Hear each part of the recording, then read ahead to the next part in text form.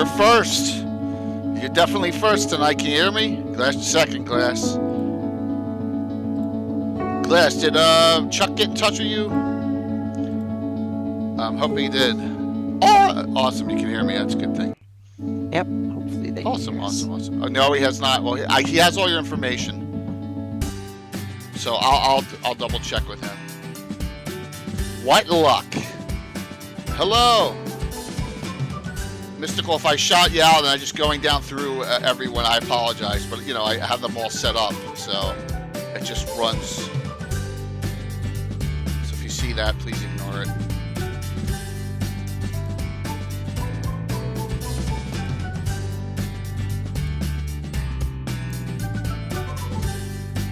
Running.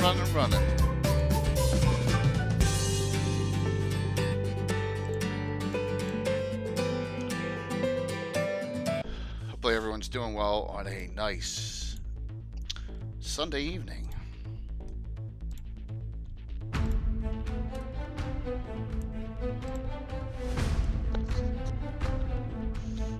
Ads? Yeah, story, man. I got 8 sponsors. I gotta have ads. The one you gave me, Glass, I'm not sure. You can whisper me both and just tell me which one to use. Hey, darling. Just, tell me which one I should use over, or give me the one and whisper, and I'll send it out to Chuck. Because I can go back and check with him which one I did. So, what's up, Mike? This is going to be, for some people, a confusing conversation title. But have no fear, I'll make it worse. Yep. Awesome. Time to screw things up. Awesome, Glass. Thank you. Yes, it's time to push the limits of, and yes, create conflict. No, that's not what this discussion's about. Although, kind of it is. Just to create discussion points. And I see a lot of people have been taking advantage of that in chat. In like Counterfire Discord, which has been great. I actually snipped a bunch of lists of other people, so I'm not the only one that has a beef with certain ones, which is really cool. Yeah, that's right. I'm babbling. I'm always babbling. I babbled a lot today, Anna. I had that UK teen stream group, all in their 20s. They interviewed me, and the interview went for 2 hours. So for their podcast, that was really cool. Yeah. They were all real nice people. It was great. Plus, I'm going to DM for them in April when I get back to Gary Con on like a Saturday morning, which will be really neat because they're, the time difference is 5-6 hours. It just makes sense to do it that way. So, yep. And hitting everyone up here.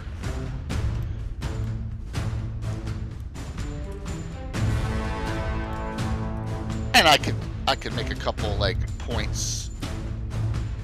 So, like I said, everyone, we will have more likely we'll have a quick special guest hopping on because of what's going on next weekend. So we'll probably see a special guest hop on here for only a few minutes, unless he wants to babble about what he hates. But he could. Yeah. He theoretically could. So, Jay needs to hit a wrong button. Uh-oh. That was Infinite Dimensions. It's one of my sponsors. Story. So, like the arena. That's we've done the arena. Absolutely. Next one, Gamescape 3D. When I bring them up, you'll see a lot of our stuff in their ad. So, sorry, I was on the other page. Yeah. So not in the Infinite Dimensions one, but in the Gamescape one, you're going to see a lot of our stuff coming up. Because Jeremy and I, we work really tightly together, so it just works out real well. And so we give him stuff, and then he gives it. He really pushes us, which is fantastic. Just a real good person. One-man show, Gamescape 3D is. Got all the respect in the world for him.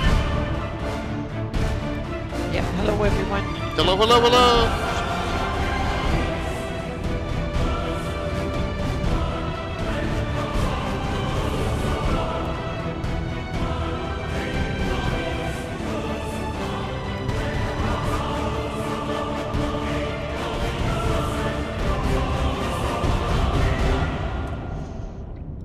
I don't know what ad I got for Chuck here, because they still haven't finished their ad yet. Oh, you got a new Oh, one? not this one. All right, I'll let this run 10 whole seconds.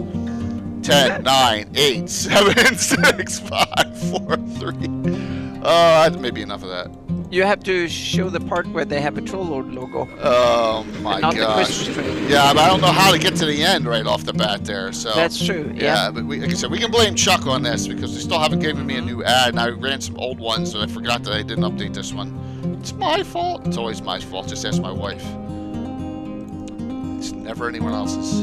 I think in this case you can probably put a lot of blame on Chuck. Yeah. Yes, I can. Here's the one with a lot of stuff that Bill has.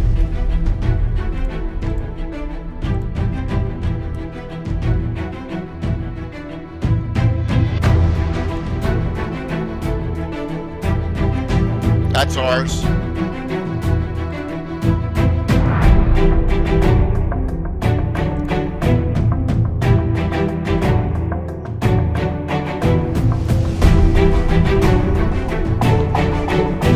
Hey, Tempest. That's ours. That's right there. Hey, John. Let's have fun discussion tonight. Yeah, Portrait Works, oh, that's a cool story. Yeah, they sponsor us too. That's ours right there. That's ours right there. That's ours.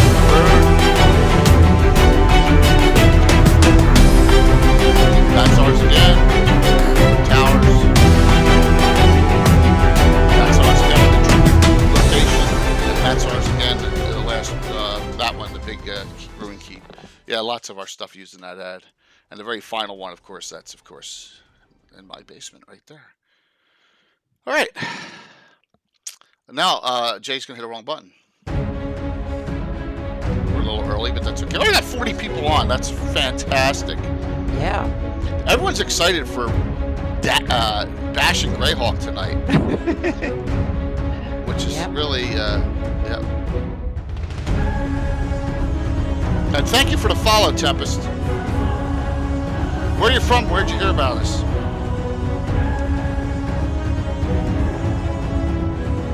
I gotta check my bar to see if it came up.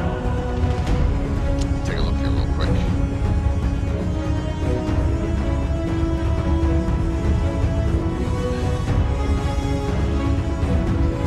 I see Troy said doing my dirty work for me, which is really awesome.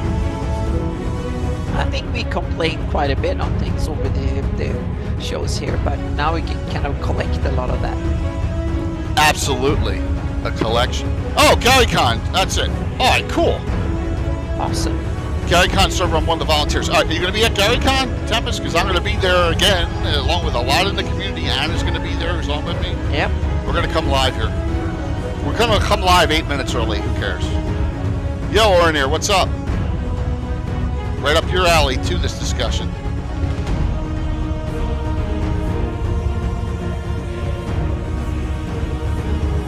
Oh, nice. Very cool. That's awesome.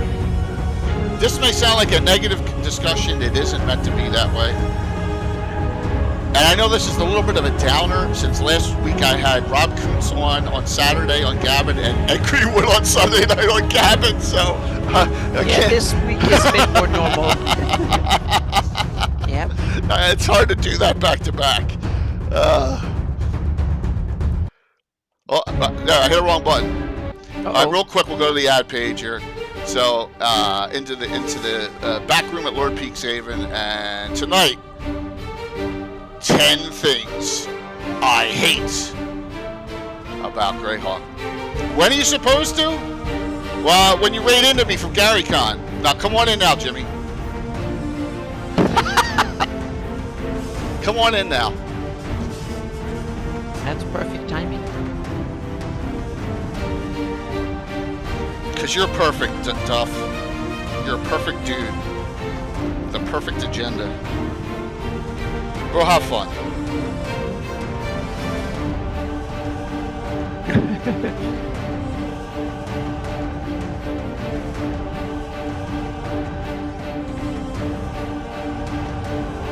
One sec here. A quickie technical issue. We're good. All right. Uh-oh. No, we're good. We're good.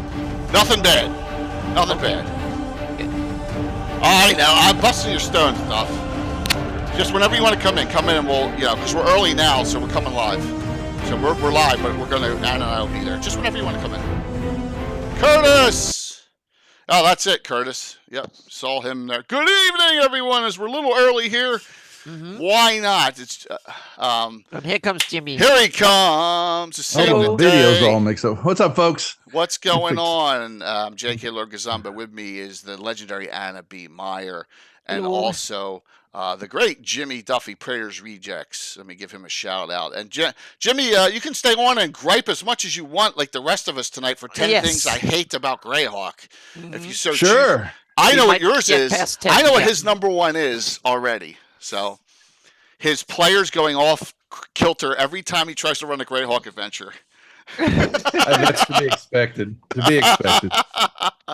So let me go right to this screen here. So the reason Jimmy's coming on is and thank you for the sub Lexfire. See if we can get a rig going. Let me also set up the giveaway here. Choler Games $25 gift certificate tonight. If we if we crush that level 3 hype train, I'll double it. So there you go. I'm a reasonable man. Hi, Anna. Hello. Good to see you again. Hey, Gary. Good to see you. Yeah, see you soon. Mm-hmm. See 2 you. weeks. Yes, Yep. it's crazy how quick it's coming on. Yeah, it's absolutely crazy. I don't know if I'm ready or not mentally. No, I'm not ready yet. not But I'm close. working hard to Preparing for make Gary it on. ready. Let's get real. Yep. Luke's a driver, slave driver. Well, yes, and but Not really. But Josh is the boss. That's the problem. Did I say that out loud? I'm sorry. I am kidding. I am kidding there. So, tell us about Springtide Game Fest there, Jimmy. All right, folks. Well, yeah, Springtide. If you don't know, I'm the Praetors of the Praetors and Rifts Asheville Menagerie. And KC Rift or Matt Everhart is the other duo of our initiative here. And the Springtide is our second, and it was not, well, what I would say, quarterly a gaming event that Matt has dreamed up. You can't let Matt sit by himself for very long, idle hands. He will come up with a billion things that we need to be in the business of doing. And so we had Winterfest in December 10th. December. Yeah. I was trying to remember. It was right after Thanksgiving. And so now here comes Springtide, and basically it'll be it's a 1-day event. It is out. We tried Warhorn for the first time, and that was not any fun. So now everything's over on TTE. And basically we're looking, GMs can come in, want to run a game, find players, and then we will have what we call the digital swag bag that will be full of content for the GM and players to enjoy for participating in the event as we build up our sponsorships and support. And I believe Jay has done it before. Didn't you put in PDF? Was it? Yeah. Yeah, that's what I thought. I'm making sure I didn't want to put words in your mouth. Yeah. 'Cause I will do that from time to time. And so that's coming up here March 11th. I know it's right on the heels of Gary Con. But like I said, it's just a single day event. And we will have some events, mainly it's just, a virtual convention, but then I will be running, we'll have the Rise Up group. The ladies will be playing Saturday night, so we'll stream that and support of. And I believe we've got Jay's, I guess, apparently got permission from. Yeah, we can go into that story there. But so my game is now it worked all out. My game is Saturday, March 11th at 6 p.m. That normal time slot we have. It's going to be Mike Disney's character Scarn and his crew out of Wolfmaster Keep, Darling Creep Show will be playing the legendary Phil Mafani. Okay, the gnome. Phantom NJ, he'll be playing his dwarf, who you may have seen during the fundraiser, who hung out with the Slav Squad. Heather Hex is back, and she'll be playing a her Elven Cavalier. And I should have one more guest I'm working on. And Anna is ready in the wings if that guest doesn't fall through. So, and that'll be at 6 p.m. As long as Her Highness Queen Gasumba has not got a problem with this, we're because we gave him the night off, it's all worked and out. he was supposed to take it off and spend time with the missus, because that's just how it works. This weekend, see, my birthday Sunday, everyone. The family thing was all this weekend. I posted a pic of video of my son at Top Golf. We the family stuff is all through. She's good with it now. It's all worked out. Okay, So, all right, because we were good. We Yeah, gave him off. Yes. So it'll be a fun game, and Jimmy, it's going to be once again. If you want to play, here I'm shouting this out now. That was getting ready to ask. Yep, thank you. If you want to DM, do it now tonight, and get that in, because they really are looking for 2 more games. All right, I believe so. Please I believe so. Yes, and if we have a lot of crew of people who can do that. And more content, more support and sponsors are coming on, and so it's a slow build. This is not something that we're trying to accomplish overnight, and I don't believe it might over time maybe go to a full weekend, but right now it's just a single day of events and games, and we're just looking for some just a reason to have some fun, and like we need a reason, but it's I know my game's going to be a best with Darling with that character. And you thought the character was a little over the top, right, Darling? During puppets, this Phil Mafani's the ultimate over the top character. So it's going to be a fun time. It'll be a great adventure. And do I have a mod on to clear that out? Only Walt, so I gotta do it myself. All right, Ben. What was that guy's name? Central Ramp. Oh my god. Oh god. Yeah, I know. Like I need that.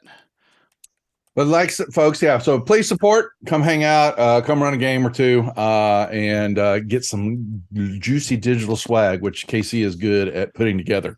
And then I guess March Madness should just be apropos for everything that's going on in March. I know we're just here to talk about springtime, but Gary Con, the March 2 is going on right now, all these weeks leading up to Gary Con, and the streams that you're seeing show up on the Twitch channel. Please go support all those groups who are running shows, pre-events, and then there'll be shows that are actually running during the con.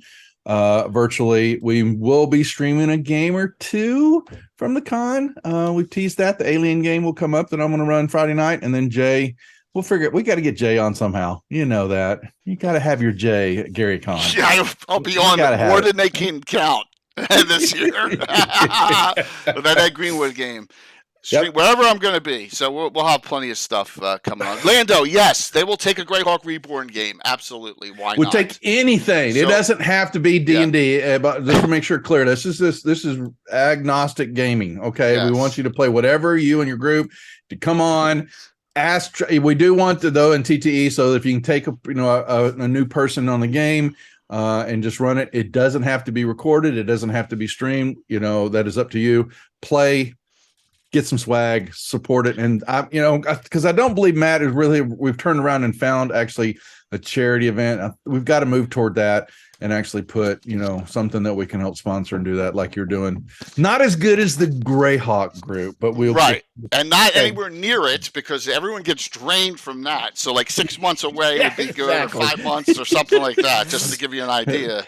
A month later. Yeah. Not giving. No. Waving the white flag. Exactly. So there you go, folks. That's what we're doing. So, awesome. Tempest, this community is awesome, and we're going to have a really cool discussion tonight. And I'm looking here. So, Lando, get in touch immediately if you don't have Jimmy or Matt's Discord or whatever. Get in touch with them immediately, and that way you can get that set up because they're really desperate for a couple DMs, and let's help them out. And then players, please feel free to sign up there. I know the DMs are getting free badges, right? They do get free badges. Okay, there you go, Lando. Yeah, I'm putting my Discord ID in chat if they want to. Lando's filling out the form as he speaks there, Jimmy, so there you go. All right, cool. Thank you very much for letting me pimp this on the show tonight. Even though Of we're talking about course. Greyhawk. Awesome. Yeah. So what do you hate about Greyhawk? I have 10 Yeah. things, top things I hate. I have a list. I don't know enough about it, so it's too big. How about That's that? what she said. No, I'm sorry. Damn, you stole one from me. It's too Hey, But we're big. coming to that later. Jay, you're dad. You know what? I'm allowed. Look, Eric Mona and Darling and Luke brought it out to me a couple weekends ago. So what can I do? What can I do about it? But You've had it forever. and Duff, it was really, if you saw, St. Jude directly thanked us on. Oh, yeah, I saw it. it. Was really freaking fantastic. It was a Yeah, really nice man. thing. It was wonderful. It's All right. just going to get better every year. 10 things we hate. Yep. You know what? I'm in trouble. I put my list on there, and if I look at it, you're going to all see it. So now I got to try and open it in Word and not crash the screen. Oh my freaking God. Hopefully I don't. If we crash, it's my fault. All right. Let's start. Let's start with something very basic here. I'll start with number 10. I have honorable mentions as well, and we also have lists from people in the community. Yeah, number 10. And these are nitpicking. Number 10. While From the Ashes was a great publication, I really, and you all know this, I absolutely hate that they killed off, for no reason, multiple NPCs. And it wasn't like it was in the course of gameplay. I can understand if it was in the course of gameplay. Rob Kuntz talked to us about Robilar and how they play tested and they ran games and they did it. But Carl Sargent just took an axe to a lot of characters, and most of them were ones that I liked, and that really pissed me off. So guess what? What did I do? You brought him back. I didn't even have him killed. Yeah, I was like, nah, that's not happening in my world. So let me just throw this up here, and that's my number 10. And let me just throw this up real quick. Jay's not prepared like usual. Oh no, I almost hit Tim. I almost hit the tongue tool. Yeah, so From the Ashes is a great setting. And no, not Undead Versions. David, it's been going on for an entire day. Everyone's been putting their lists on and there's your great blog. Everyone's been putting their lists up on in Cannonfire. Yep. So Valderessa Sharn gets killed. Grimmy Fisher gets killed, and I'm like, oh my God, why are you doing this? Now they added some great new NPCs, but for the sake of killing off just annoyed me. Now whether it's something I hate, but it's something I can easily remedy in my game. So I don't know what any of your thoughts are, but this is number 10. Okay. All right, this is 10. You want to say an honorable mention that was close? Rob, you on? Is Phantom on? Phantom NJ on? I don't think I've seen him in chat No, he's yet. not on yet? Okay, I'll save it for... I don't see Rob on, so I'll save the one he really has a bugaboo with. Here's another one. Starship Troopers and LG. That's another one, too. Here's another one that was close to number 10. And this is really not Greyhawk, but it's D&D. I got the Under the Cana book. It's a great book. Right? But then you go to magic items in this.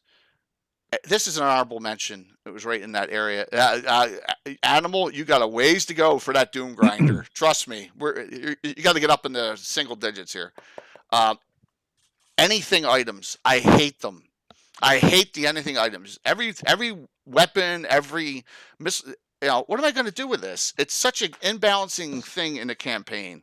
And I was like, out. I've never given out it. That's one of the things I've never given out once in my entire life. But that made honorable mention. So, yes, he should have followed the John Byrne rule. Only kill a character of his meaning and the character stays dead. Thank you there, Amy. You're dead on that. Good. So I got an attaboy from one of those. So, Jimmy, you don't have anything you hate? I'm letting you go first, Jay. This is your soapbox, baby. Yes. So I don't know enough about it. I mean, I'll put a couple gosh. things because it's because learning. I mean, if you get, I'm amazed that there's plenty of y'all still pushing the Greyhawk realm and understand it. And how do you pass that on, to the next generation? Right. Okay, and I know that's not what you're covering here. So, but we can always talk about things like that. So guess what? So Gary Con Gary Con live. It's the Gax packs. It's the Gax Awesome. pack. Wow! Thank you so very much over there. I'm Welcome. assuming that was Matt and crew. Thank you, and welcome everyone. Welcome in. Yep. I really appreciate it. If you don't know me, I'm Jay, aka Lord Gazumba. I have Jimmy Duffy here from Predators Rejects, and we're talking about Springtide coming up and the legendary map maker Anna Meyer, and we are chatting up some wonderful things tonight. In particular, the topic is kind of meant to be in jest, and that's 10 things I hate about Greyhawk. Please feel free to hang out. We have a giveaway from Troller Games, $25 gift certificate, at least at minimum. And Gax Pack is a wonderful thing. I'm glad to see it started back up, Jimmy. That's awesome. Are they playing it at GaryCon? The Gax packs is just virtual. Just virtual, So, okay. Yeah, Okay. just virtual. Yep. Mhm. Yeah. Jason is actually doing a concert at GaryCon this year. Oh, wow. When is it? When and where? Let me go pull it up. While you're doing that, I will pull it up and let you know. So 1 second. Very cool. Like I said, Anna and myself, Jimmy, will all be at GaryCon, just like last year. I'll be streaming multiple events. I'll be streaming my Gabbin talk show. I'll be at the museum. I'll be streaming my game with Ed Greenwood and Anna and crew. It's going to be a real fun time. We're going to have After the auction, so Saturday late afternoon, 8 p.m. Saturday early evening. Beautiful. Early. Hey, Josh. Okay. Great. That's fantastic. Like I said, giveaway. Just sign up! Exclamation point drawing. You have to be on the claim, and that is a Troller Game gift certificate. So my secondary, it went off, and then it came back on. So I got to do a quick blip here. I did something. See, I'm doing wrong button. First wrong button of the night. There we go. No, that was the right button. So look, it's not up. Let me fix this. All right, go ahead, Anna. What do you got for your 10th? Well, let's start with something heraldry. I have to start with some of my favorites, and this one I haven't mentioned before, I think. And there's some heraldry that I have a pet peeve with and I don't like, so to speak. There are a couple of really bad ones, in my opinion. One of them is the North Kingdom or the North Province, and that Asian dragon snaky thingy. No. I don't like it. It's not Okay. I want a real dragon or some monster that seems to belong. These feng shui Chinese looking dragons or whatever. No, that doesn't. No. I don't like it. I want to get rid of it. So that was my first one, so to speak. Hey, so yep. You're I probably like the red background and the Airdy star or the Airdy sun. That I'm okay with that, but I would like to redo it with a more proper dragon. I like the idea of having a dragon on it. Not just one of these very Asian looking dragon. I have no problem with Asian dragons, but in Asian themed settings and not in Greyhawk, right. so to speak. Okay. So, yeah. So, so Tempest, I'm really happy to hear you're going to be at GaryCon. There is the Discord server for the Greyhawk events, and there's a Discord server for Cannon Fire. And if you want Greyhawk online, you have to go right to their website. So there are 3 options for you for great Discord servers for the community. And please feel free there's questions answered all the time at these locations, which is really a wonderful thing. So, so Jimmy, anything? No, you're just gonna. I'm listening. Keep going. You're gonna hang, which is great. Someone's asking to show an image of what Anna's talking about. Yeah. I may have it. Give me 1 second. Okay. I may. It's if you have the. Give me 1 second here, and I think I can bring it up. It's on the 83 box set, and it's in every of the official heraldry. So you didn't do it as a new heraldry. I have done it. Maybe I've done it, but let me go. I've changed. Yeah, it looks. I try to tweak it a little bit, looking more like the LG version, but it's still It's not much of a thing. So someone posted a link for North it. Province. So, North Province? Well, there's a link to a bunch of heraldry, and it's about halfway down. I got it. Yeah, I'm gonna. Looks like a lizard eating a crown. North Kingdom. That one? Yeah, or North Province. Yeah, here we go. Here we go. That one. That one, yes. That and one. that's my interpretation. That is slightly better because it looks more like a generic lizard than and not much of an improvement, to be honest. It's really, really old, and I cranked that one out 20 years ago or something.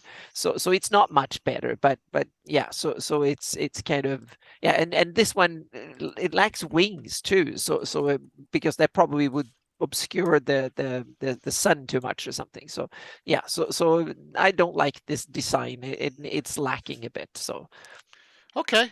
Yep. And Anna, you be the expert on this, and that is the great thing is that everyone out there, if you're new to the stream, Anna Meyer, if you could see my background, that is her maps. Anna customizes her map for my campaign, and they are just fantastic. And if you're going to be at GaryCon, you're going to see some unbelievable stuff there. Friday, late morning, early afternoon in the Chop House with us and Troller Games as we do Altamira Comes to Aired. Where do you see the maps work she's done for that? It is unbelievable. Yeah. What's up, Alex? Thank you. Yeah, Alex have a good idea, but because that's the only way I can really ratify it. Meaning the Iridians come from the far west, so to speak, in some sense. Maybe the dragons look like that, or some other lizard from out there. So that's how I try to ratify it from some old legend. But the original heraldry is very detached from the setting. There's hardly any very few anecdotes in the lore that explain what the heraldry comes from. So it seems more like, oh, that was a cool symbol, let's put it on there and slap it in, rather than actually tying it into the stories of the realms. There are a couple of exceptions like Alyssa and so on, but most of them seem to be very loosely attached to the realm they actually. But some of them look cool anyway. So yeah, but that was one of my pet peeve. I think they need a better heraldry for North Kingdom. So yeah. Number 9, as we say it, and we could say number 9 as the Beatles did in Revolution number 9. But we're going to come here, and we're going to go up from the free city of Altamira up to this wonderful land, and this area. And this is one that a lot of people don't know, only if you were listening intently and this is going to be over 2 to 3 years ago, at Legends and Lore, where we had triads on from different regions, including the triads from Verbabank.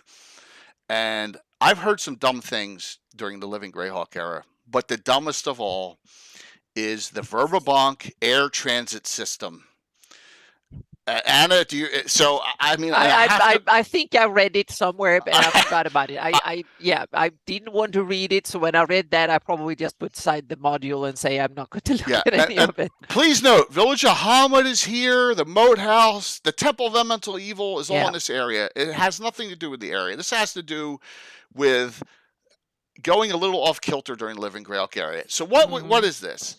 Characters were able to just get in almost like a vacuum tube air beam, go up, and then air float to wherever they wanted to, and Verbabank then come down again. And I'm thinking to myself, where the hell, like, who came up with this idea? And I don't know. Where was this printed at? This is Living Greyhawk, Verbabank. Yes.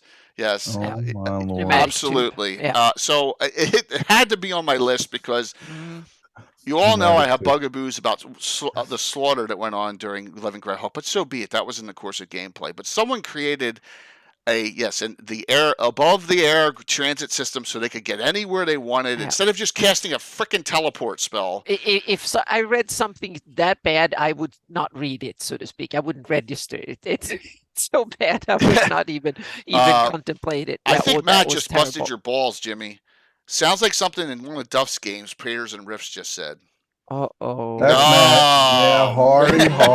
Damn, and I just pimped everything, Matt. That's not really supporting your partner. Thanks a lot. Appreciate that. Very Eberron-like. That was awesome. Yep. Hey, we're all about stone busting here. Now, a lot of you are really like, well, I didn't ever heard about it.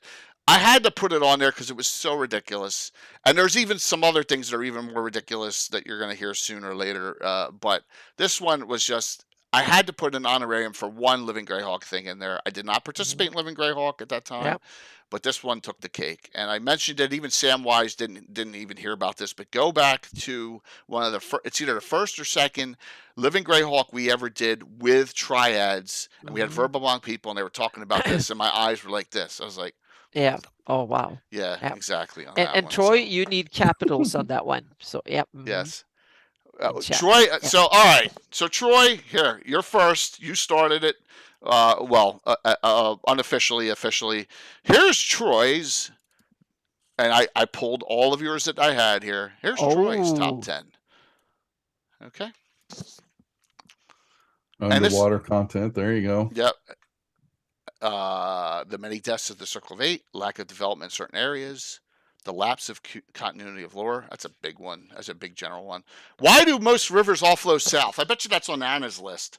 Or Anna would talk about geography. It's one of the ones, my honorable mentions, because I've been dragging it here so many times in this show that talked about it on Fantasy Mapping Show and stuff too. So, but it's definitely on my list. But I was going to try and introduce new ones I haven't talked to before. Okay. Tonight. But that is definitely on my list. Yep. Mm-hmm. So the big one I see on here is actually number 10. The Paizo Hawk era ending with Eric Mona and James Jacobs and Jason Bullman and all that crew had the best content that came out. You know, they had Age of Worms and they had the Expeditions of Ruins of Greyhawk, and they really did a wonderful job with the Dragons in the Dungeon magazine. And then when 4th edition was about to come out, they lost the license. WotC took it over back, and I think that is a tragic thing. And that was one of my top ones on this. And I know Troy loves underwater content, and there's going to be a lot coming out from Troy. Plus, we're going to show something of Troy's at when we have Legends and Lore at GaryCon, because we're going to highlight third-party productions and the great fanon that's coming out, and we have this little thing called the Armor Qualish Part 1 from Troy. So we're gonna talk about this and a lot of other things that are going on in the community at GaryCon. So there you go. So Troy, there's yours. Very nicely done. Very nicely done. All right, Anna, what do you have for us? Okay, let's. What we have to take a big one now, so to speak. Meaning, no starships. Period. No starships. That's it. Meaning, I don't want sci-fi. Starship. Exactly. I like the mountains, but no starships. Period. So I don't like robots, androids, call them whatever you want. That's a good one. Yeah. Gary Julian's like this. Yeah, exactly. No damn starships in my Greyhawk. That's period. That's pollution and in danger to the environment in more ways than one, so to speak. So I don't want any starships in it. So that's it. That's my stance. And no gunpowder either. But yeah, that kind of goes automatically with it, so to speak. Yep. So Anna, the world doesn't agree with you, but Gary does, because I think Expedition of Barrier Peaks is the number 5 on that top 30 of all time adventure. Oh list. Yeah, I know, but that's one of the things I don't like with it. So yeah, I don't want starships. It can be campaign imbalancing if that stuff gets out. So yeah, it needs to be contained into whatever dimension it came from. So David says you have to dump Lum's machine and Luke O's Mighty Servant too. I have no problem getting rid of them too. So yeah. Wow. And, okay. And I've no issue. I will probably make something more fantasy of the other ones, so to speak, because they have more of a fantasy flair to them. So I can like them. But if you say that I have to get rid of them, I had no problem not having Loom will be mad without a machine, and I could be perfectly happy with that. So I will be okay with it. All right. I'll make it into a magical organ or something like that. Put in the cathedral out nowhere that he built, and he's putting out pipes that makes everybody crazy or whatever kind of thing, so to speak. So I can definitely take that as a casualty of getting rid of starships. Now, for me, I love Merlin, who is basically the man with no name. Clint Eastwood is deity in Greyhawk, the god of technology. I like Merlin, but he could just be a wizardly deity of evokers or evocation or something like that. Yeah, and tone down the techie. I don't want any cold peacemakers in Dead Heart agrees with you 100%. So you got thumbs up there. Oh, that's good. Wonderful. Thank you. Yep, that was one of my. It's quick and I can just say yes, and that's one of the big. So Jimmy, what are your thoughts on technology in Greyhawk? I'm gonna have to agree with Anna. I'm not a fan. I don't care for gunpowder. I don't care for the sci-fi aspects of it.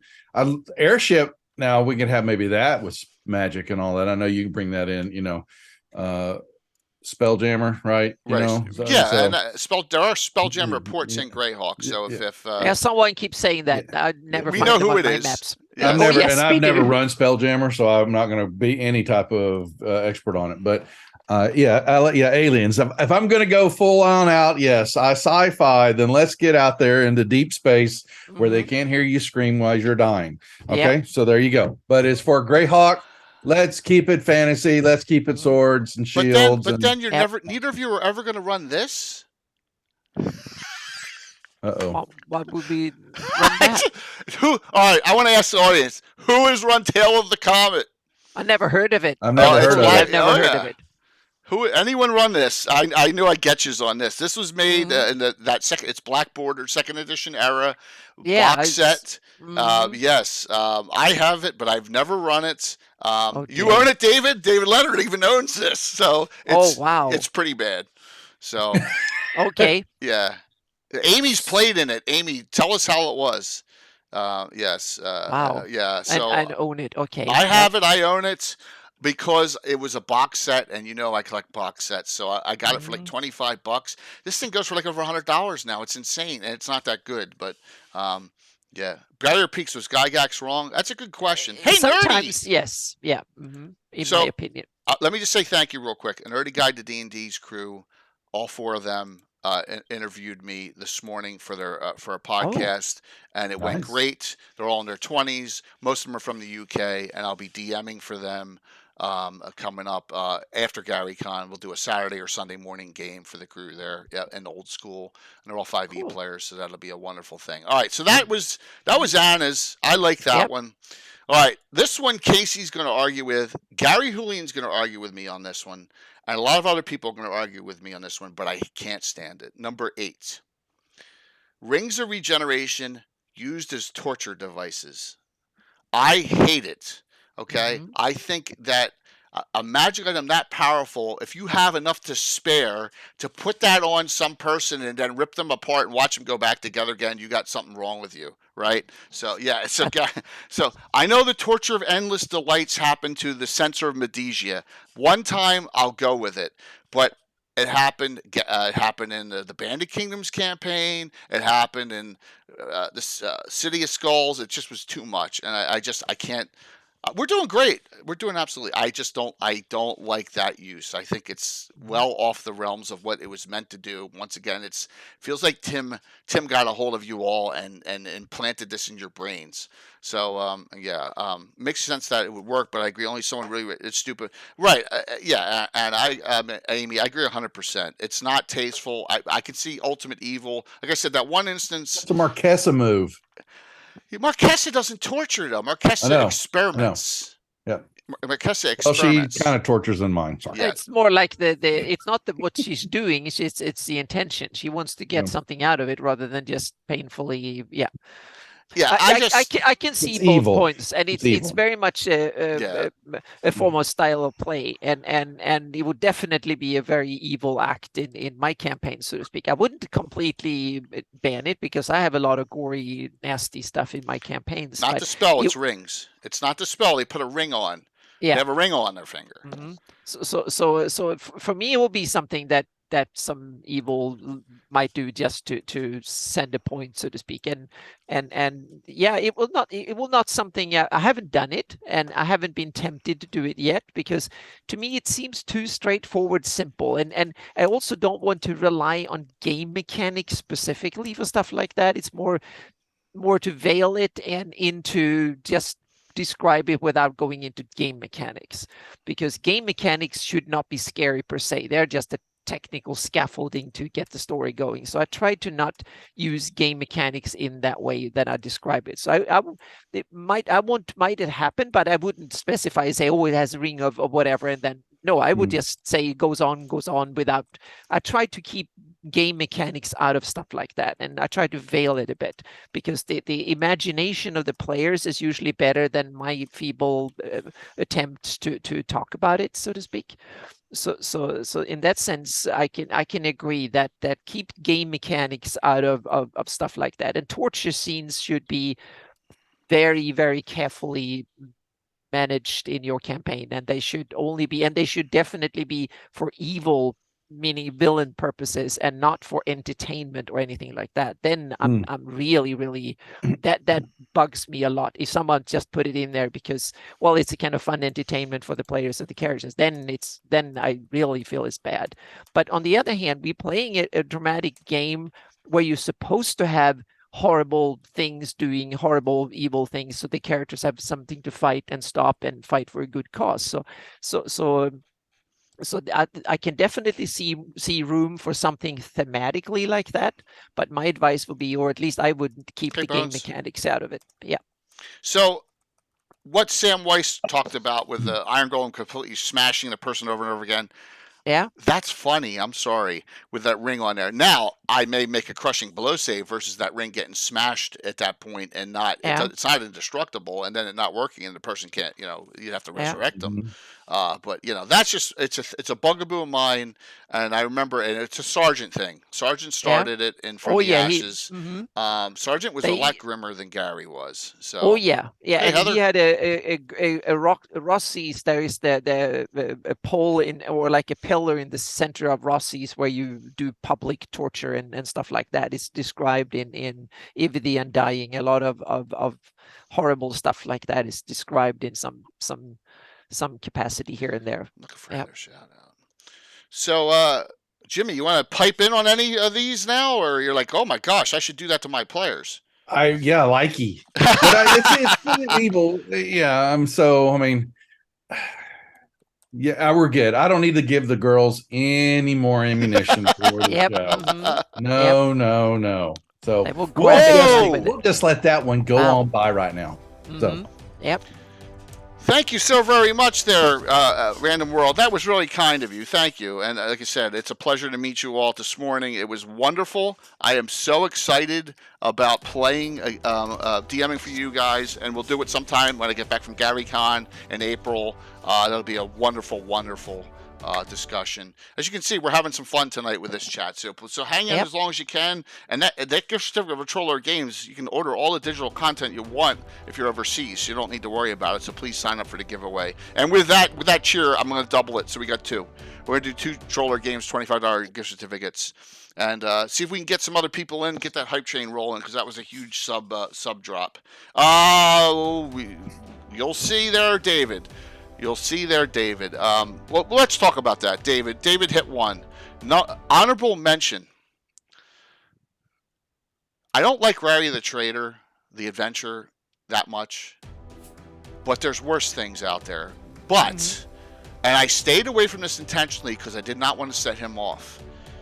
I did not ask Rob Kuntz if he was okay with Robbler assisting Rary, killing off Otto and Tensor when that happened. And I really think he wouldn't be. That's my opinion on it. And he didn't, but we'll find that out when Rob Kuntz comes back. Exactly. We can go back to it. But I really think that was over the line. I think Rary, this is honorable mention. I think Rary should have never used Robbler in that fashion. And Eric Mona tried to undo it in Expeditions to Ruins of Greyhawk by making it was a mirror copy of himself, an even worse copy of himself when he looked in a mirror in Castle Greyhawk. And you find that out in Expeditions because Eric was a little upset about that too. So, wow, thank you. I do not like Rary Trader either. I like some of the Bright Desert stuff though. I agree, the Bright Desert stuff is good. Rary Trader I think is a little over the top. I can live with it, but I really don't like Robbler working with him like that. So disrespect. Chuck, Troller Games, Little Bones. Thanks, Bones. Awesome. Unfortunately, Bones cannot play with us next Saturday, but Heather Hex is playing, which is great. And right now our cast is 4 people. We'll have a 5th. We'll definitely have a 5th in there. So thank you so very much, everyone. That was my number 8. So and that's it's splitting hairs, but remember, I got some real good ones coming. I got some that we're gonna have some arguments over. Anna, what is your number 8? Okay, let's stay in the Bright Desert area. Okay. And I need to get this one out. It's not a big one, so that's why I put it in fairly early. But it can be kind of a one that I have a bone contention with, or don't like much. And it's the Bright Desert. It's a lame excuse of a desert that is not really placed well, so to speak. So geographically, it's slightly off. There is nothing else deserty really hot around it. Everything's to be nice temperate regions around it. It's an anomaly. I know why, because we have a story behind it and so on. But it's a little bit of a lame excuse. I don't know if that was invented as a desert right at the start, or it was simply we don't have any deserts, we need a desert, and then they invented one or something. I'm not really sure, but we have to kind of put magic and stuff like that in. But in a way, I miss having a desert in Greyhawk in that are closer at hand, so to speak. But on the other hand, the shape of the continent, and it's kind of European, so Europe doesn't have that many deserts. There's one in the making in Spain. That's about it. So I can understand why it's needed, but it's still kind of a little lame excuse of a desert, so to speak. I'm not even sure. Desert is technically that something is dry. It doesn't need to be hot. So maybe it's like a temperate dry place. And or something. But on my climate map, I had to succumb and made it a hot desert. So even I have kind of played into it, and I guess I have to live with it. But I don't really like it much. No, I don't know what I will do with the area though. And now we're stuck with the story, so we just have to run with it. But I don't like it much. No. You don't like where it is. Exactly. It's a little lame excuse of a desert like that. And nah. Yeah. And pocket deserts aren't that cool to begin with, so to speak. When you can walk like for a day and then get water on the other side of the hills, and then it's not much use of stuff. So it's a local little thing. It's kind of weird. So, but will you agree though, the history that was written up here about the Solm Empire and all was kind of cool? Yeah, there's some cool of it, but also rarely he isn't that far away. Meaning, if they don't like him, they will go out there, send a bunch of troops out there, will take a day to go down there and root him out. So I plan to do that in the campaign soon, so to speak. So we get rid of the assholes. He has to move somewhere else. so something just to send a point or something. But I think it's a little bit of a lame excuse of a desert, so to speak. It's not much of a hiding place. If they know where you are and they can walk around, meaning you can walk around that thing in less than a week. It's not much to hide in, and it doesn't have any much to hide in, so to speak. So you probably have to add some magic to it and stuff. So, but there might be some hidden features. We might have invent some more reasons, but it's a little bit of a lame excuse for a desert. Yeah. Here's my minor sub beef here. Yeah. Bright Desert. Everyone knows where I'm going. One of my favorite places to adventure out of, Karastein's Castle. Yeah. Living Greyhawk. What did they do? They razed it to the ground and killed her. Yeah. Thank you, Living Greyhawk. Yep. So. That didn't happen in my game either. No. That's one of the good things in the area, literally. So yeah. You can make Bright Desert cooler if you had the magic that made it still active and have it affect people. Yeah, but then all the oases and all the indigenous that you have running around here, then you'd have to change it out. So, but hey, Anna brings up a good point here of an area she does not like. So, yeah. I'm all in for Anna's on this one here. I think it looks like let's just add something down here when it was made. Yeah. And a lot of things you got to understand are done that way just because when they're making the map and Darlene's making it, they're not thinking about real world how things work for real. They right? just added it. It's a lot of thematic. Well, we need a desert. We need some hills. We need. Thank you for that hype train, everyone. That was awesome. Really appreciate it. So, my number 7. Yeah. A lot of people had this on their list too that submitted them or talked about them. Yep, there is. Yeah, you're absolutely correct. Hey, Bash. Bash, you shouldn't talk about the number 1 one already yet. That's not right. But number 7, Vecna and the Circle of 8. There's too much Vecna going on in the world today. Stranger Things and all the Vecna adventures, and Vecna gets more powerful every time, more and more and more powerful, and he snaps his finger and the Circle of 8 gets destroyed in this, and this is two things jointly together. Too much Vecna. Jason Zavoda always said, leave Vecna alone. He's got 2 artifacts. Leave him alone at that point. Don't overdo it. And then having the Circle of 8 get destroyed at least 3 times. Right? Vecna destroys the Circle of 8. The Falcon destroys the Circle of 8.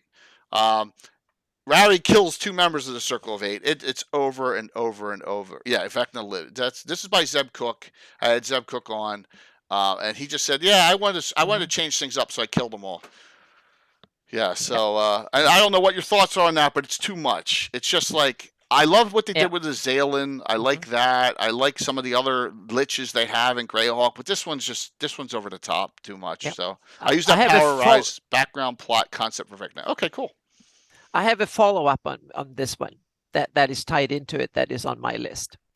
Yeah, that is. Go ahead, Anna. What number is it? That will be my number 7, I think. Okay, so we're on 7 now. So go ahead. Yeah, I think so. Yeah. So I haven't numbered them specifically, but since we're in this area, this one ties into to this one, and it's a combination of gnomes, stupidity of burying various things. Meaning, okay, let's start with the bury. Why the heck do you take evil things that you know can bury them and bury them just so they can come up again and haunt you? Meaning, in a world where you have undead things, you will not bury them in your backyard so they can come back and kill you and afterwards. No, you will burn them, throw them in a deep hole, or transport them to another plane or whatever. You do something with it. You will not bury your grandparents in the backyard if they will come and strangle you at night, so to speak. So I think that's stupid, and especially with vampires and powerful villains and stuff, you can almost be dead certain they will come back and haunt you and kill you. So that burying things that way seems to be ridiculous in a world full of undead. And secondly, why are these poor gnomes having to take care of stuff? Why? And now I'm talking about Halmarda the Cruel. Right. Meaning they captured him and killed him in the Shieldlands. Why drag him across near Duv to bury him back in the poor gnomes? What have the gnomes done for good to or bad things in order to take care of him, so to speak? They should throw him in the deepest part, to burn him and throw him in your ashes in your Duv or something like that to get rid of him.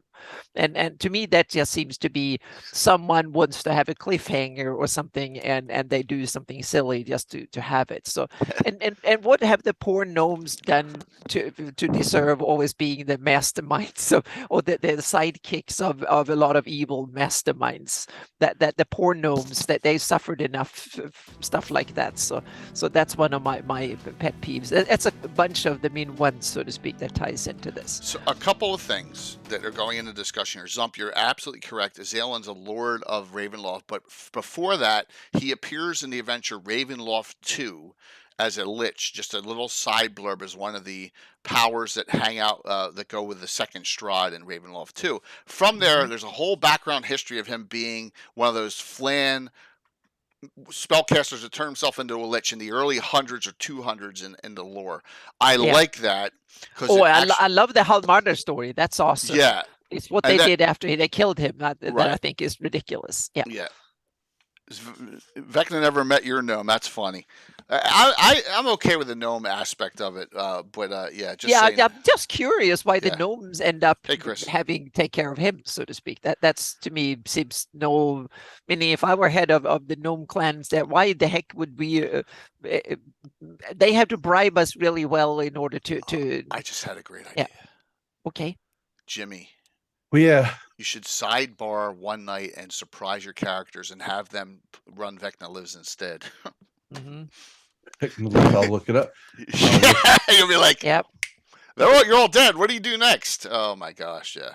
It's pretty nasty. And Matt said he'd run it, and yes, destroy them with that. Yes, make them the people who get destroyed. Oh, look at that! Bash is in on it. It is deadly. The second thing, and thank you for the question on that. I don't hate puppets. There's no reason to hate puppets. Is terrible. Puppets is hysterical. Puppets makes Freddie McCruger, Little Bo Peep, Little Miss Muffet, Greyhawk canon, okay, which is really terrible as it is. But Eric Mona pushing me. We raised thousands of dollars running this thing and had fun with it. So it's so bad. I can't hate it, right? So there you go on puppets. Yeah. But that's the question on that one. Anna, don't let Jay give you any. I'm giving a lot of ideas on this one, on that one. So too much Vecna on that. So, but Jimmy, that would be a fun time, I think. Question. Yeah, please. And going back to, I know we're on Vecna, but we're going to go back to deserts. something I did not know and just looking at. Is that the only desert on this map? No, there's a couple in the west. You have no, the Sea of Dust is one that it's Dry technically steppes. and dry steppes are Almost kind of all Yeah, of but that don't all. look all deserty. the northwestern part is what I would call steppe or Yeah, semi-desert. I'm overlooking at it. And the Yeah. Sea of Dust is kind of a variant of a desert. So yes, but they're far west. They're no within reasonable travel distance. You need to take a lot of effort to go there, so to speak. So they're technically within the Wow. Flanders. So depending on where you put put it, so it's kind of, it's like going to Central Asia from Europe, so to speak, or something. So yeah. All righty. I'm looking at this going, wow, it's really is kind of missing a good desert somewhere. Oh yeah, within the Flanders, but on the Wow. other hand, it's mostly coastline and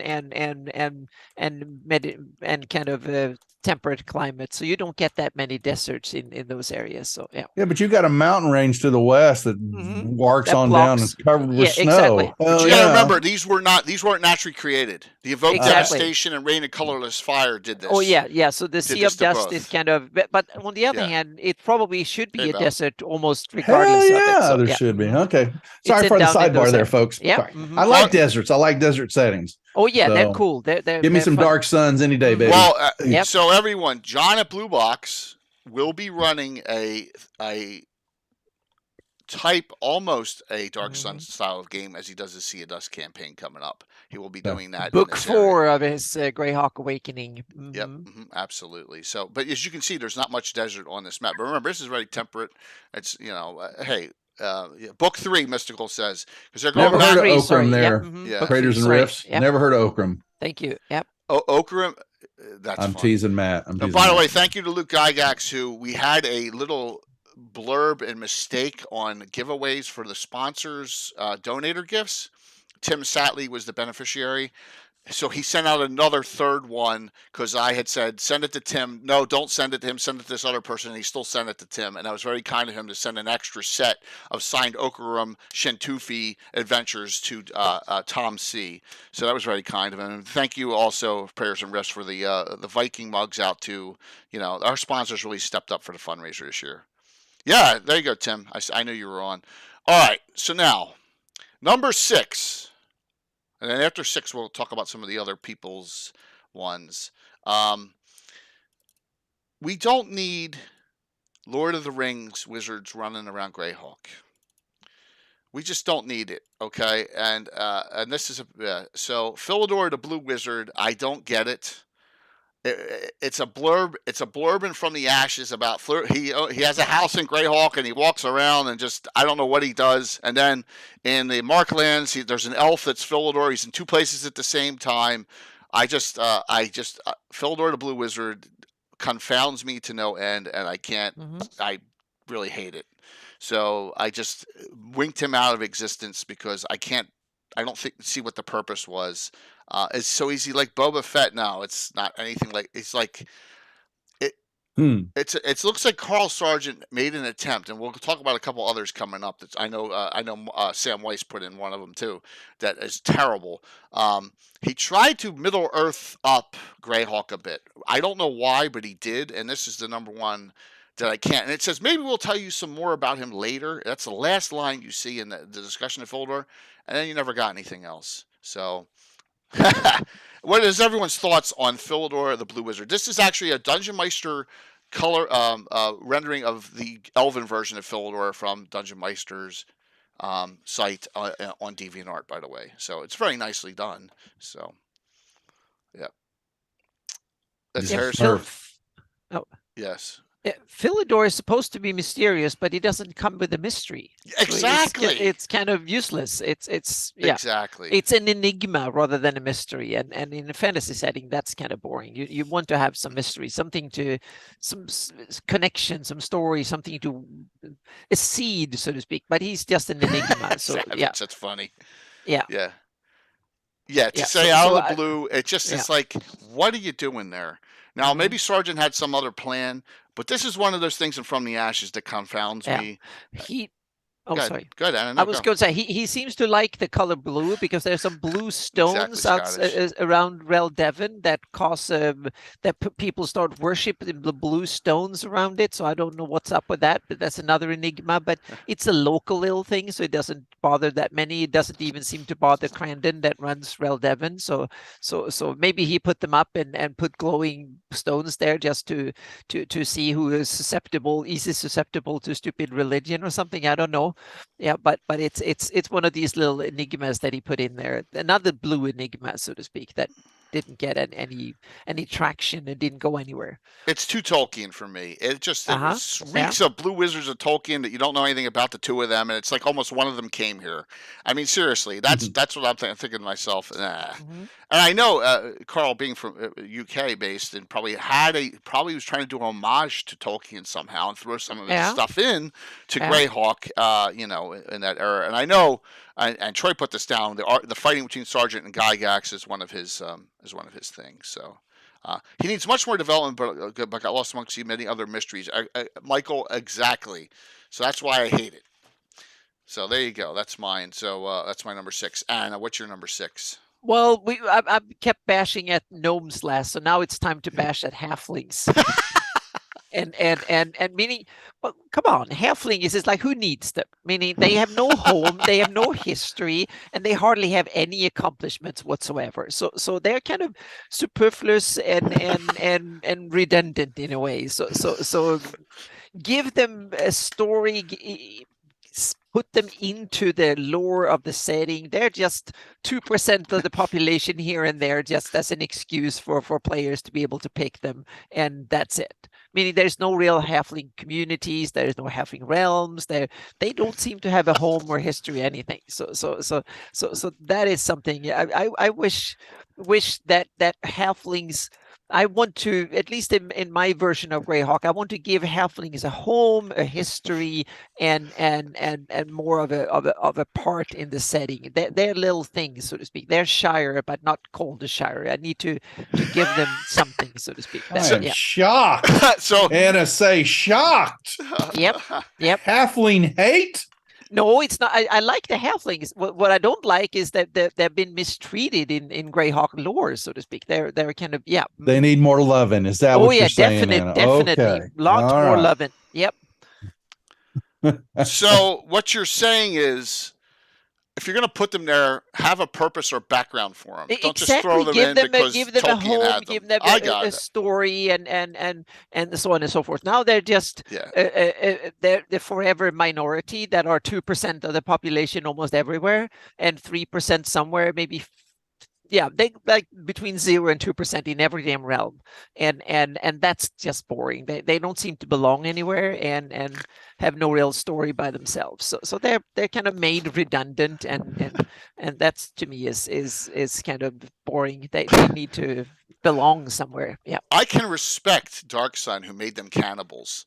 Exactly. In that sense, then they're part of the story, even if that's not the part I would like them to play. But I at least I have to applaud the effort. They made room for them in the story, and they're now officially part of the lore, and they made something out of them. So or Dragonlance, who made them with those Kenders and that silly hoopback that you can backstab with, right? Yeah. I mean, at least they have they seem to have a little more flavor than they do in the Greyhawk. They're none, so to speak, and the gnomes that I talked about, they are just one tiny bit Dinosaur better, so to speak. They're mentioned a little bit more, and they have a few places where they live, so to speak. But cool. That's about it. So so I don't hate halflings. I hate how they've been not mistreated. They're not been treated at all. That's they've been neglected. Yep. Here we go. Let's go to a nonsense top 10 worst. Okay. Oh, there's some good ones in there. So all right. Yep. Here are nonsense. 10. Glossography, population figures leaving hand-weaved undetailed gaps. So, yeah, that's true. Exactly. Yeah. 9. The barbarian people's lands getting low attention. That is true. Unless you like Five Shall Be One and the other one. Up there. That's about it. 8. The Underdark's under attention, except what is under the Yomi and Crystal Mist Hell Furnaces. Agreed, but I think that's enough. I don't think you should have it everywhere. Enough? But not everywhere, but There should be Well, a little bit more of it. I have them. I have connections to the low road, right? That There you David go. and Yep. Rich extrapolated on. Mhm. 7 Vault of the Drell's overuse is the big bad of the deep earth. Yeah, but would you rather have the Vault of the Drow or Menzo Barons? And I think you'd rather have Vault of the Drow all day long, right? I'm sorry, Forgotten Realms people. I'm sorry, Ed, but I like Vault of the Drow more. Flash cultures not having analogs to Earth cultures. Yeah, I agree there. Dramage Yeah, Oceans. I need to talk about cowhides later, so we Okay. get to that point. Yeah, we get. Dramage Oceans lack a connection west. That's okay. I think that is a good thing, not a bad thing. Yeah. Okay. I like it. Yeah, I like it. Monoland's non-continental size. Yeah, to some degree, it makes it a little bit. It will be the fun to have made it bigger. Yeah, it's a little bit rumpy. Yeah, That's I agree. Awesome. Yeah. 4. All right. 3. Thronian Peninsula's weird 90 angle coast inconveniently fitting a corner of paper. Well, yes, that's exactly what it did. You're absolutely correct there. Yep, me too. I can see that's just to squeeze it this in on the maker. paper. That's why this one sounds this way. 2. Land of Black Ice being stumped right out of frame, not extending further north. Yes. Yep. Number 1. I think. Yeah, go ahead. I was going to say, I think there might be a purpose of that, to leave that ambiguous so they can kind of see what they wanted to do with that northern part, so to speak. Yeah. Number 1, Telvanat Peninsula's weird physical connection to the continent. It started as a peeve, but starting at it for decades now has made it an itch I cannot scratch away. Very cool. But that is a very much a geography anomaly that I struggled with at first, but then all of a sudden I started to think it's kind of cool. And you have a Sunday is basically a bowl with there's no outlet, so all the water that falls into it stays in there, and so it might be that the great vast swamp might actually increase over time if the climate gets wetter. Then water would just rise, because it's basically a vernal pool, so water stays in there and it doesn't flow out naturally. It's a meteor crater. That's a good idea there. It's a huge meteor crater there, David. That's a good idea. Yeah, but it doesn't have the shape of it. But the interesting thing is that there are places like that on Earth too, and they are either filled with water or they are dry enough. Like Death Valley is a bowl, so to speak, that if there were a lot of rain in there, it will be a big lake, and so Sunday is that way too. So it's an interesting place in a lot of sense, but it's a little bit awkward. But yeah, I can live with it. I don't hate it. Okay. Yeah. Great points by Nansen, who does. Oh yeah, a lot of good. Yeah, there is several of them that I want to come back to. Notice I always go back to my spot because I'm that kind of guy. All right, so let's go to my number 5. We're in the top 5 now. Look at that. We're gonna get serious, folks. Buckle down. Get serious. This Anna's gonna fight with me on this one. Okay. Ooh. Number 5. The ever-changing deities of Aklavdra. Drives me freaking crazy. Okay? All right? In the G series, Aklavdra has a tentacle rod. The whole premise of that adventure and the D series is there's a separate sect of Drell fighting the Loth Drell in the vault that worship the elder elemental god, and we'll get to that in a number it's even further up. But then all of a sudden, in I Is the Evil, Aklavdra's worshiping Loth, the mortal enemy that was in the G and D series. What the hell happened? And then it goes back and forth. And I know Anna says, well, she, at her whim or at her pleasure, when she thinks it's advantageous to her, it shifts. I think it's just a major F up. Oh yeah, I totally agree. The reason for the change is that no one read the lore or read it through, and they just invented it. Was cool. So I totally agree with you, Jay, that it's a screw up in adventure design that is bad. But on the other hand, then I want in this case to try and make lemonades out of lemons, so to speak, and so I try to see see her as a sort of a power consultant, so to speak. She's powerful enough that she will simply go around and offer her services to various high powers to whisper in their ears and stuff. But the more I think of it, it's probably a little bit of a lame excuse. So I was against you at first. Now I'm more and more with you, and I totally agree with you that the adventure is screwed up from that perspective, because it just makes everything difficult. And I don't think that was the intention they had. They just wrote it and it got published without any. So I don't think there was any. Oh yeah, yeah.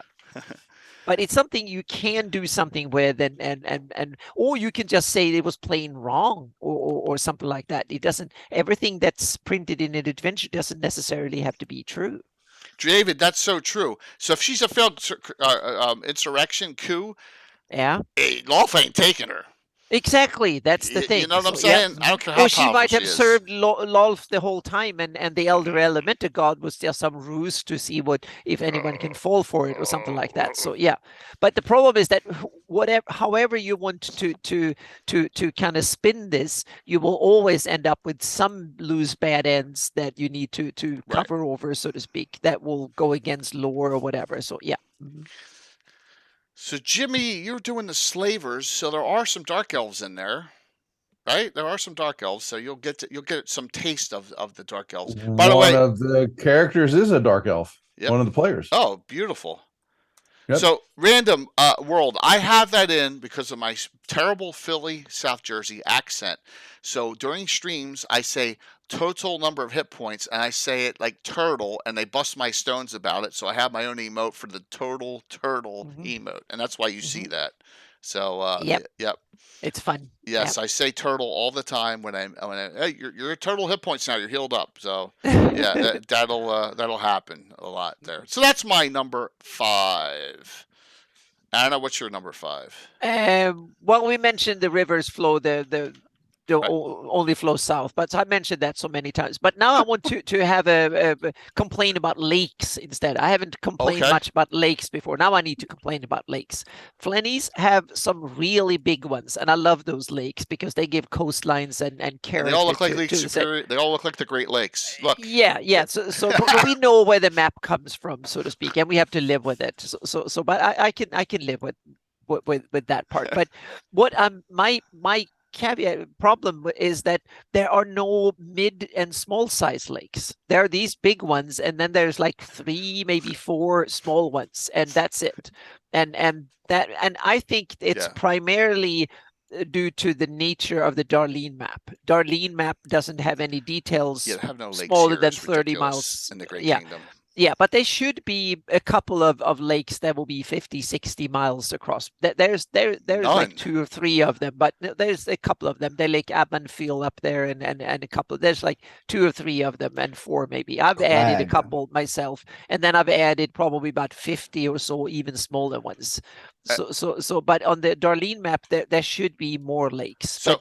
Let me ask you. Of detail. Yeah. Let me ask you this question. I know Australia is still rising, and there are the water. It's getting less and less lakes because of that. I mean, could that be happening tectonically to the Great Kingdom area? Well, sure. Yeah, it can be, but I don't think Australia as a whole is rising. But parts of it might be. But I think actually Australia is fairly geologically inactive. It doesn't have much volcanism. It sits on the center of a plate. It's not at the border of one, so to speak. So in that sense, it might rather erode away rather than being bundled up, so to speak. But it's definitely in real geology, large parts of continents can rise up. Like take the southern Europe, for instance, where you have the African plate pushing up on the European plate, and that means that the Alps are still growing because it's colliding India. It's colliding into Asia, for instance. The Indian subcontinent is on its own plate, and that means that northern India is pushed up, just like China or the whole of the Tibetan plateau is pushed up, sometimes pushed up centimeters per year because they have so many earthquakes. So they're really built up. And then you have areas like the eastern US, for instance, that is eroding away northern Europe, like Scandinavia and stuff, Canada, and so on. Especially eastern North America is have very little geological activity. It's slowly eroding away and sinking away, so to speak. And western US and California all the way up, it's very geological active, but there the plates aren't going against each other. They're going sideways and scraping. So that means that one of them can be subdued or up and down. And we can have things like that in the Flanies too. But I want to have more of a fantasy tectonic, so I can have more cool options for things to happen, so to speak. That to me, I want to open up for some cool, meaning if you want a volcano to erupt somewhere and so on, you can kind of introduce more. I want to have an elemental tectonics or something like that. I'm still writing some ideas around it, so to speak. But there certainly are enough swamps. Yeah, there are plenty of spots, but that comes with the territory of most of the continent is fairly wet, meaning it's temperate to cold, it's like Mediterranean to Arctic, and all those climates that are in that zone that Flanies is in are quite wet, so to speak. Most of the temperate zones and subarctic and stuff are among the most wettest climate, apart from the rainforest, the tropical rainforest that are the wettest. But a lot of the temperate zones are the second wettest climate. So that's why you should have a lot of rivers and a lot of wetlands. And we also have to remember that it's an unregulated waterways. In the modern day world, we've gotten rid of a lot of the wetlands because we have built dams and we have regulated rivers. And I don't think they have the technology or the population or the means to regulate rivers on the scale we do in the real world, which means that they have a lot more wetlands in. And I try to depict that on my map, that is more like it used to be in the medieval world, that were way more, probably 2 to 3 times more wetlands than we have today. Yeah. But that was a big tangent, so to speak. But I want to keep you in the conversation. Yep. You're fine. I'm looking at your opponent maps, and I'm just kind of following along because I've got all of Anna's maps too, or most of them at least. Very cool. These are customized for me, but it's just minor changes. I noticed that you've got some heraldry on yours that I don't have, and I feel left out now. Because it's my cool addition custom heraldry, which I talked about in the discussion today. It'll be on the podcast. Yeah, some of mine right there. So. So that was a little bit of a geographical thing that I think could be. I try to remedy it, so to speak, but I think it's still a problem in Greyhawk. Yeah. So, Norker's top 10. I thought. Norker, here's your top 10. Return to X products taking precedence over new development in the published game line. That's a WotC issue. Okay. A lack of high quality color art, showing the physical and cultural diversity of humanity in the setting. Yep. I agree. That's a good one. That's a good one. That's a great one. Yeah. Yep. Number 7, I'll get to number 7 in a second.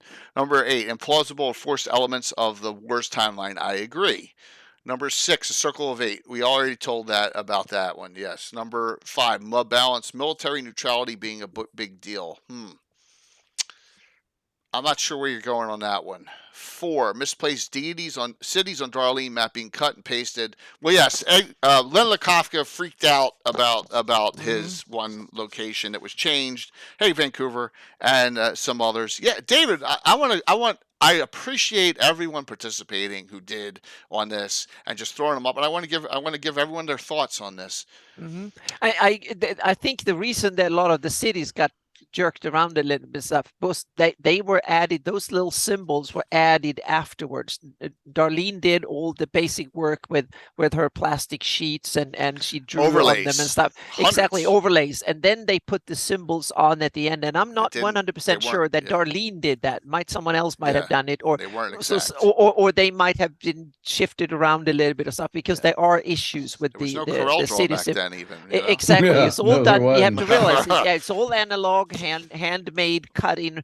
She cut out from plastic sheets with the right colors, and then she painted on a lot of the sheets. So it's a lot of tedious work for over months. And there might have been, and also I guess they had to take it from where she made it into a photo studio to take pictures of it, for to make prints out of it. And there might have been some cock-ups there too. We don't know. So there are many places where these issues with the city symbols, but they don't look like they belong with the background. They are made from some sort of pre-made symbols. They are not hand drawn by Darlene. So that's another reason why they might have been messed up a little bit. Certain wonky rivers understood. 2, Scarlet Brotherhood, mundane, racist, imperialist. You know how much I hate the Scarlet Brotherhood taking over like everything coming up on the western side of the map. But I put them in Thursday Night's Adventure because it fits in with the Gore novel right there at that location, and the party members get to kill off some of them. So there you go. So I had some fun with the Scarlet Brotherhood. I agree that Scarlet Brotherhood have dipped their nose in way too many things, but I like that they are racist, evil bastards, because that's a type of villainy that I think a fantasy setting could have, that because I'm different from a lot of these days. I want my big bad evil dudes to be evil in various forms, and preferably in different evil ways, and do real evil stuff, that so there is a good reason to go out and try to stop them from doing said evil, and to have some racist, xenophobic, real bastards, so to speak, that are evil villains. I think that's a good reason to have a campaign against them, so to speak, and try to stop their villainy. So I don't mind villains being truly evil and do truly evil things. What I'm against is slavery as just a feature and not an evil thing that you need to stop. Then I'm not with you. But slavery as an evil thing that needs to be stopped, that I'm for, so to speak, in a fantasy campaign. Yeah, and there's some evils of the game setting. I mean, there's an entire the slavers' entire organization. Exactly. Yeah. What are you going to do with them? Yeah, but I think evil villains want to do evil things, and I think that's part of making it fun and dramatic and interesting. But you need to want to fight them. That should be and stop them. That should be the premise of the game. My Greyhawk is good versus evil. And a little neutrality thrown in here and there in a group, right? Because you got to have that. You got to have that little,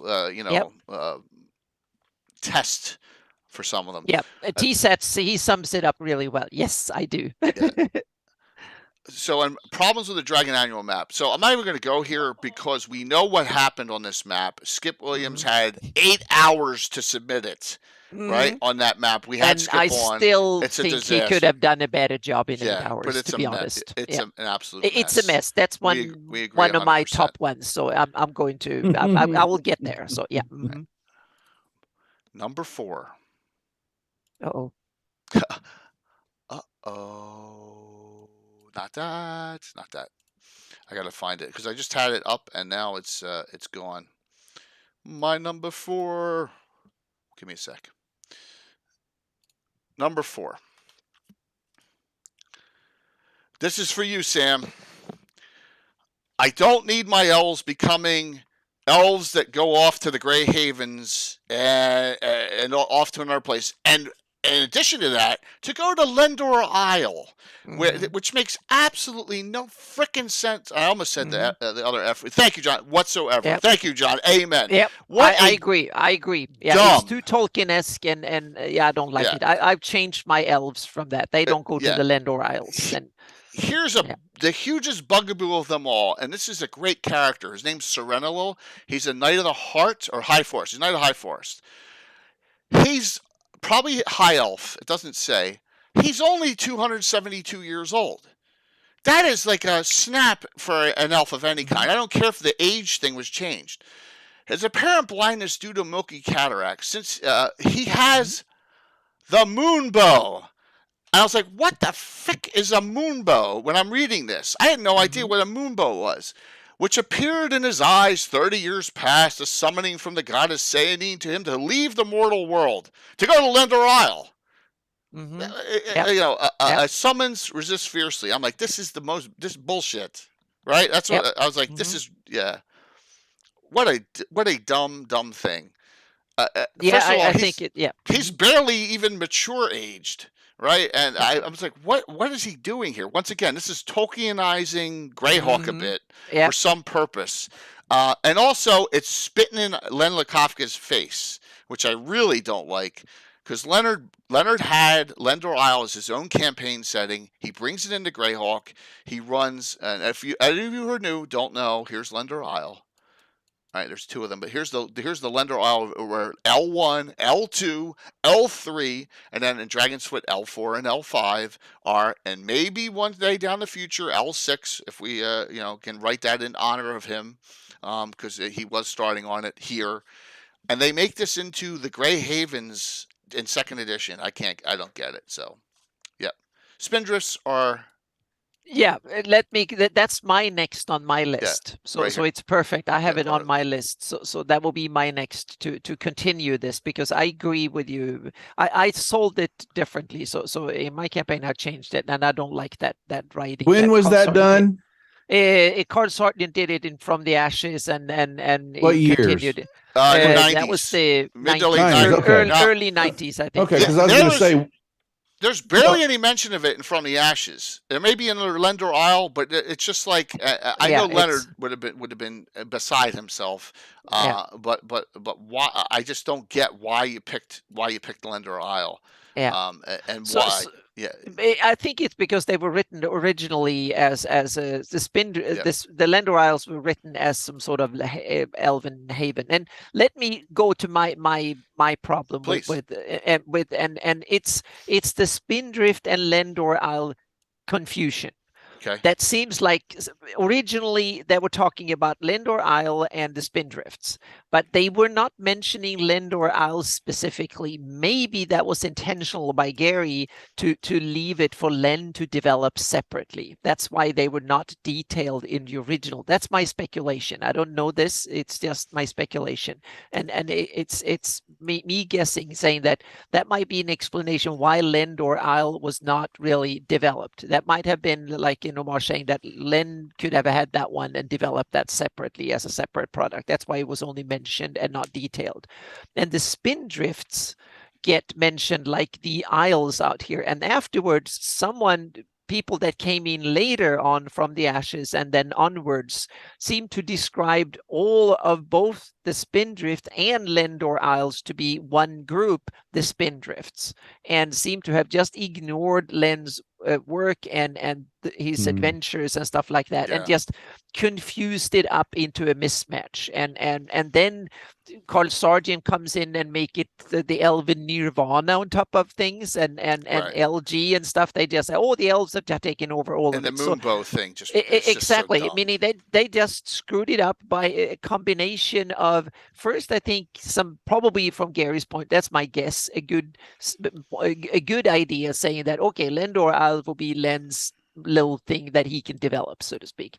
And then things went gradually south over decades of neglect. People didn't read through and confusion, and it just ended up a mess. And my idea of doing it is that I want to tie it into that was an ice age earlier, like 3,000-4,000 years in my version of Greyhawk, and these islands were part of the mainland back then. And then there were elves living on the northern hills, and there were Flan living on the southern hills, and that's why you have a lot of because I wanted an explanation why meaning I want to be able to turn Lendor Isle specifically into a full mini setting, meaning it should have most of the animals and big things. So that meant that if I give it a connection to the mainland a few thousand years ago, that means that you can have all sorts of things there that lives on the mainland. And also I want to have a diversity, meaning there are Flan originally from, and then that migration came in at the end of the Ice Age, but it was close enough that Sewell and Origian and stuff, so it became like a little mini Flannies where they struggled and did things and so on. And there you have the start and the kind of the breeding ground for Len's adventures. that turns it into a mini setting. And then I want to have that the Northern Isles was some sort of elven refuge or some ritual site or whatever, and just leave it at that. And that will be the way I want to handle it. You could also, because it's proven in Earth history that certain islands would have pygmy or smaller versions. Exactly. Like there were smaller mammoths and mastodons on that one island because they walked to it when the water rose, and then they got stuck there, and they were there. That is a brilliant idea. And you know what? We have small humans in the Flannies. That is my origin story for the halflings. Okay. There you go.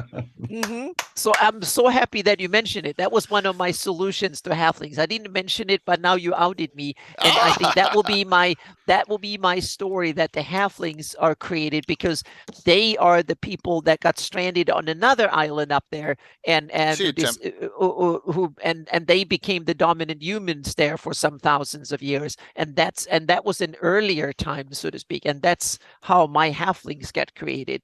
They were island inhabitants out there earlier on in another warmer or colder period. I have to decide when, but some tens of thousands of years ago or something like that. That's how my halflings. Was that your number 4, Anna, or is that? That was probably I haven't numbered them. I just put them in a general order, so to speak, and I have more than 10 just in case we have more time. Fight time for number 3 again.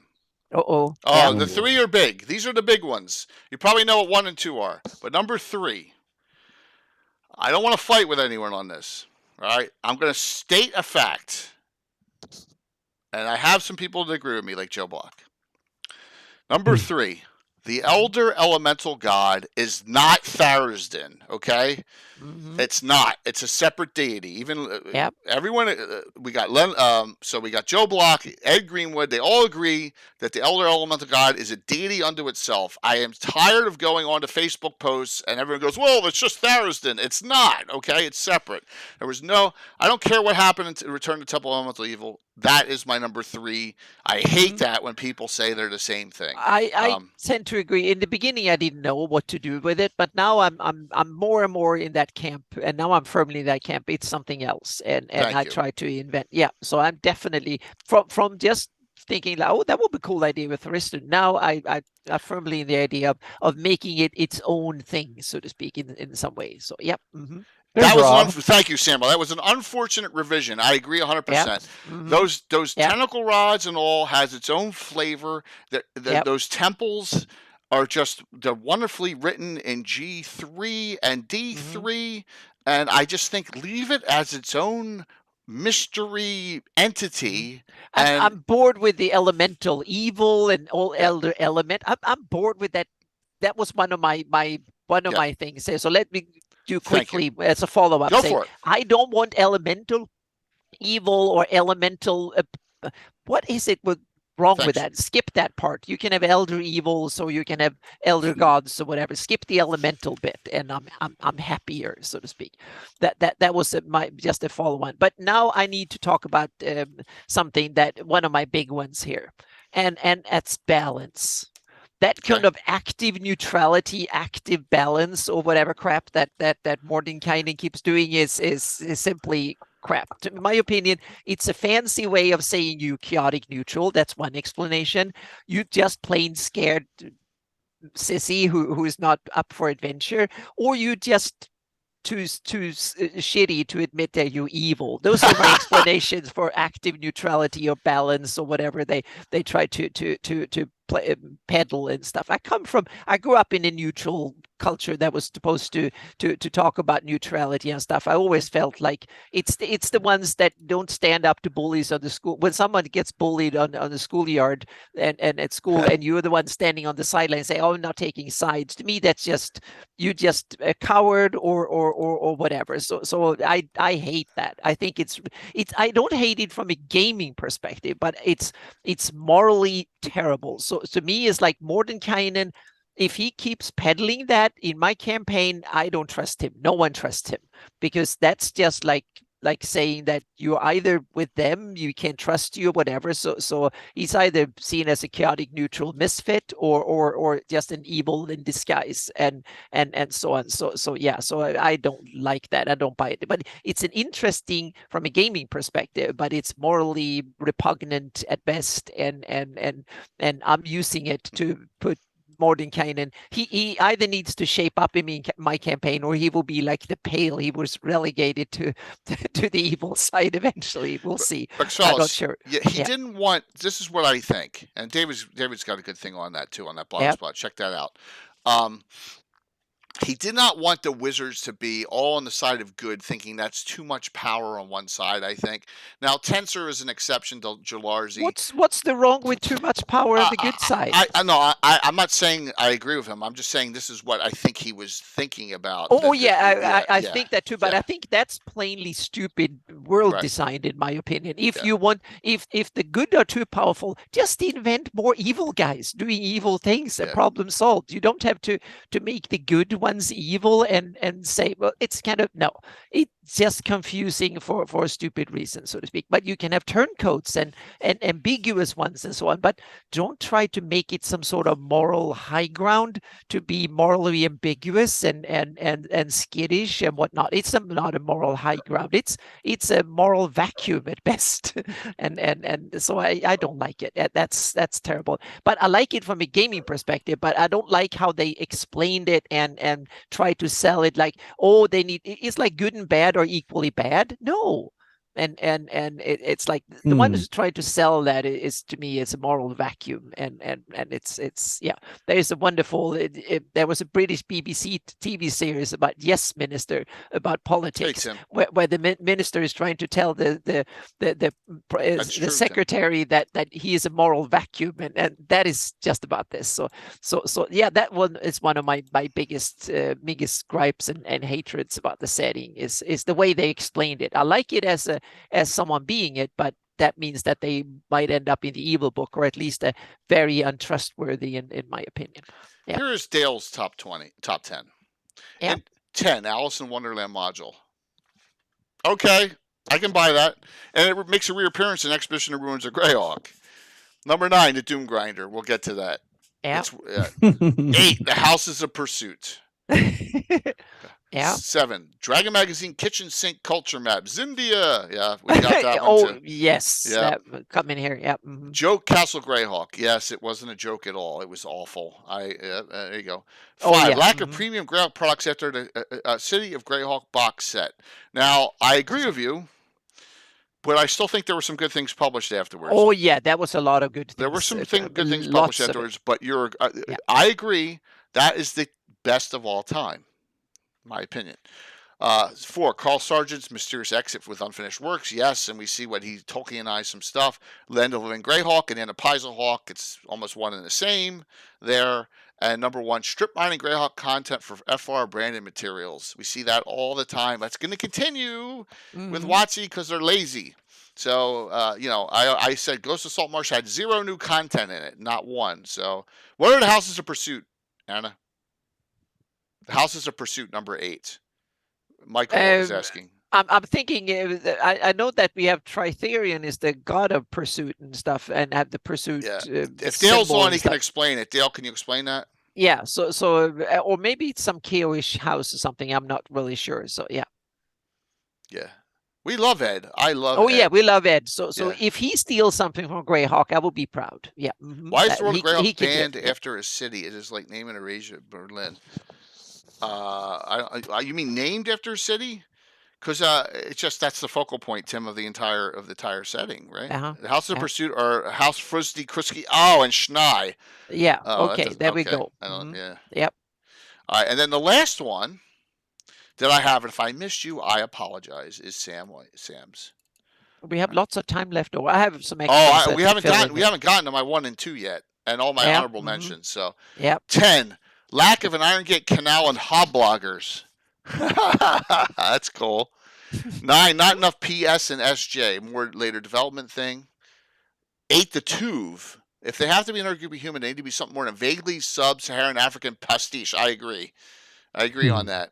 The Ullman, they have to be something other than Sewell. They need to be something rather poorly developed Mesoamericans. Yeah, they went right to the normal tropes there, right? Not enough story, number 6, which means adventures. Well, the adventures that came out during second edition were terrible. Child's Play, Gargoyle, Puppets, Castle Greyhawk, they're all terrible. The Forest Oracle.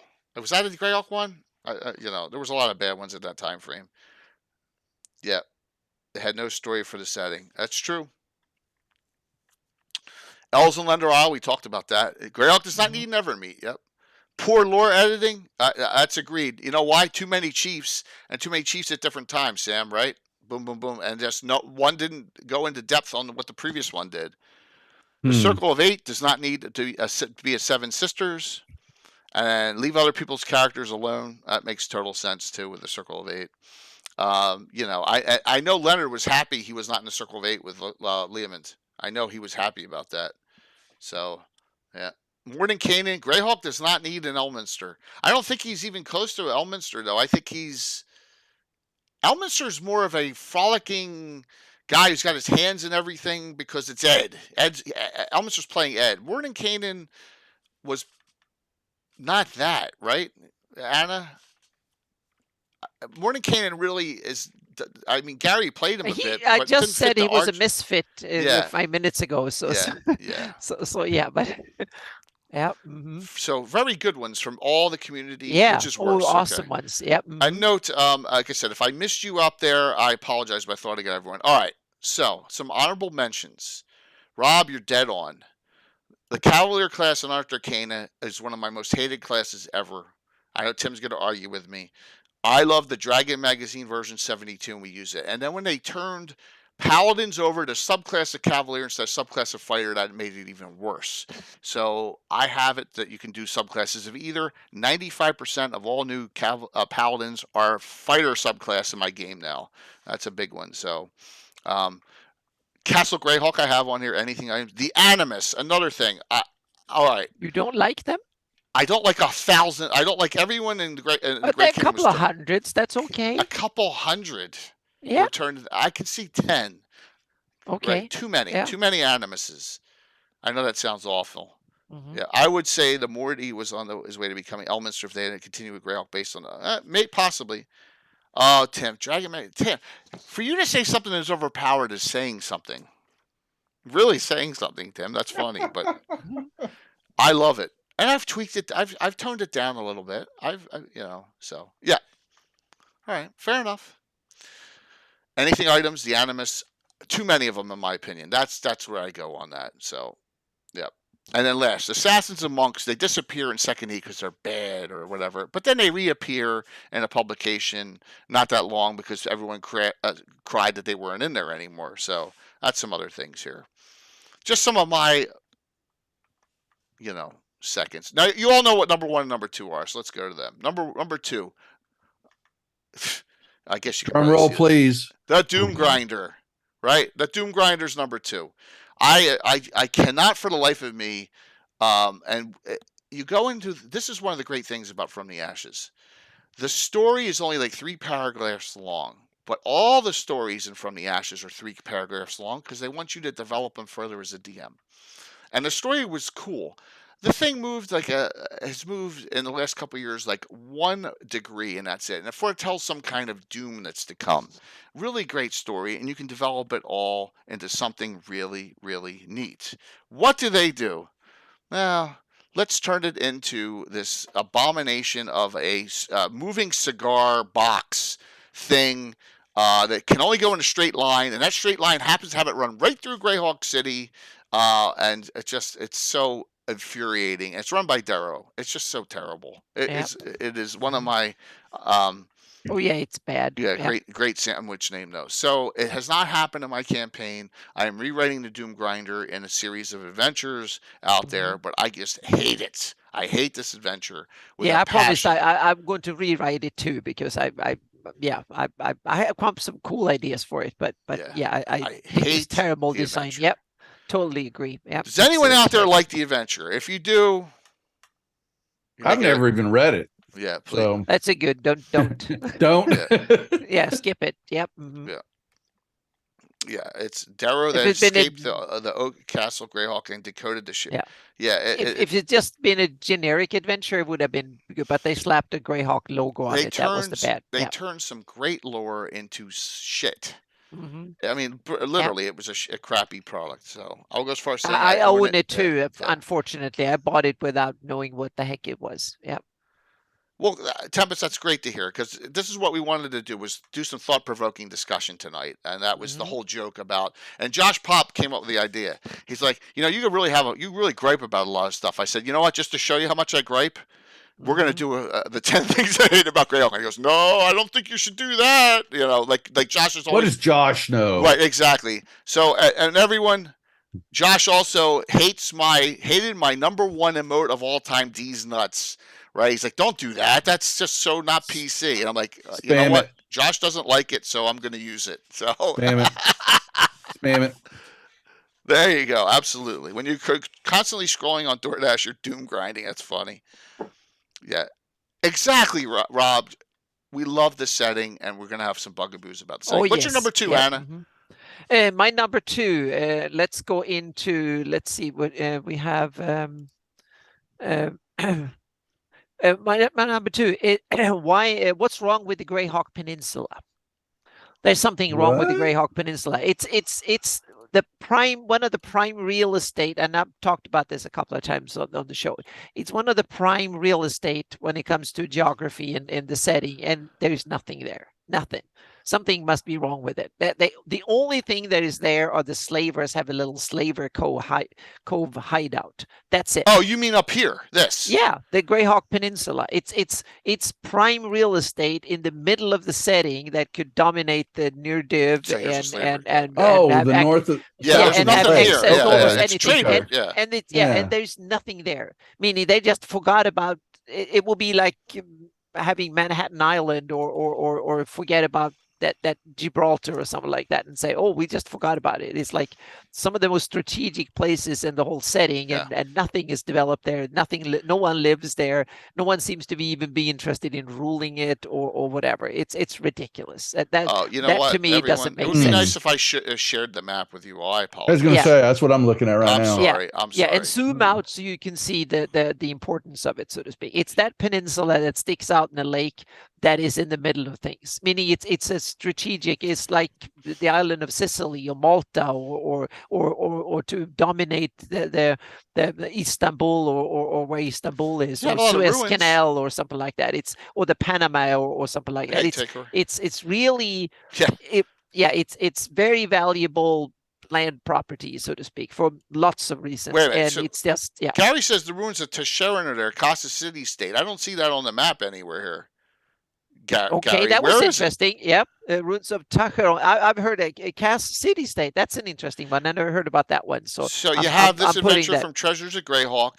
You have Ruins of Rawblar's Keep. And by the way, I put some things there. Rob Kuntz said he's working on this in a series of maps that he wants Anna to make and finalize for a publication of some sort. He'll have to strip out the content, but he's going to do a history of Rawblar with maps of this area here at some point. Elmshire's over here, right? Elmshire's right here. Mm-hmm. That's close. Mm-hmm. And then you have the Falcon's Den from the Falcon series, another terrible series of adventures. Oh yeah, there's some old ruins and some leftover. It's treated like a wilderness of things that used to be. There should be stuff along here though. There should be, meaning to me it's ridiculous that they left that very key central parts of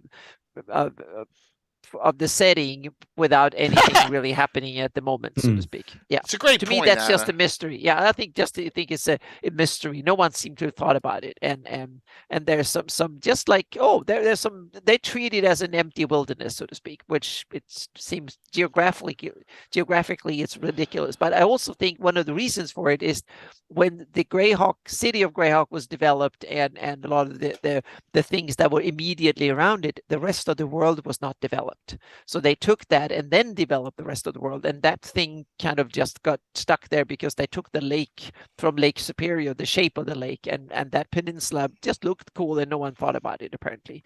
And world building in the setting sense seems to be kind of done haphazardly in the background early on. So yeah. Okay. So I think that's probably the reason why it was simply there was a lot of other places that were more interesting, so he never got a thorough treatment, which I think is a big mistake. There's a lot of reasons you can say why it wasn't done, and just it's probably an oversight. There's enough over here. Yeah, and it's not mentioned any reason why it's not there. Yeah, but Anna brings up a good point, especially since you have divers down here. Exactly. You have to go that way. Yeah, there's so much civilization around, and ships go there all the time. And so you think there'd be a lighthouse here or something? Exactly. Someone should have claimed that and put down their poles and roots and built. Just given me a great idea for a series of adventures, Anna, out of Greyhawk City. Mm-hmm. Yeah, and I've started to add there in my campaign stuff, developing it, so to speak. So for my, but it's kind of and you have the so there might be curses, so you never know. So there's several different ways you can solve this, but I think it's something that you need to look into if you want to make your campaign more believable, so to speak. Absolutely. So that was one of my pet peeves, so to speak. Yep.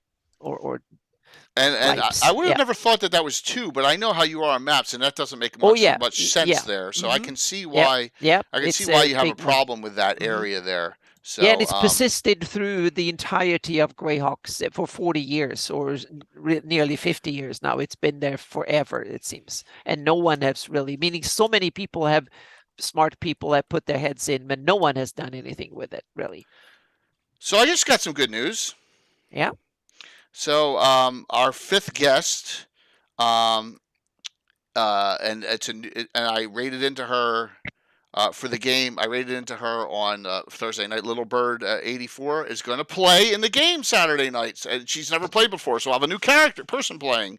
That is awesome. Yeah, that is great to hear. So, and she's really looking forward to it, and that's a great thing to hear. So, absolutely. So we got our cast. So definitely awesome. A wonderful thing. Absolutely. Mm-hmm. So too strategic there. You should be. You bring it up completely there. It's a dead on point. Well, good. That's one good solution to put a city state there or something. Yep. Even a fort. Yeah, and that's the lighthouse. Yeah, there could be a lighthouse there, without a doubt. And one of the reasons that is that I made it so much hilly and mountainous was to make it not suitable for habitation as one of the explanations. That was my start, so to speak. So that was the.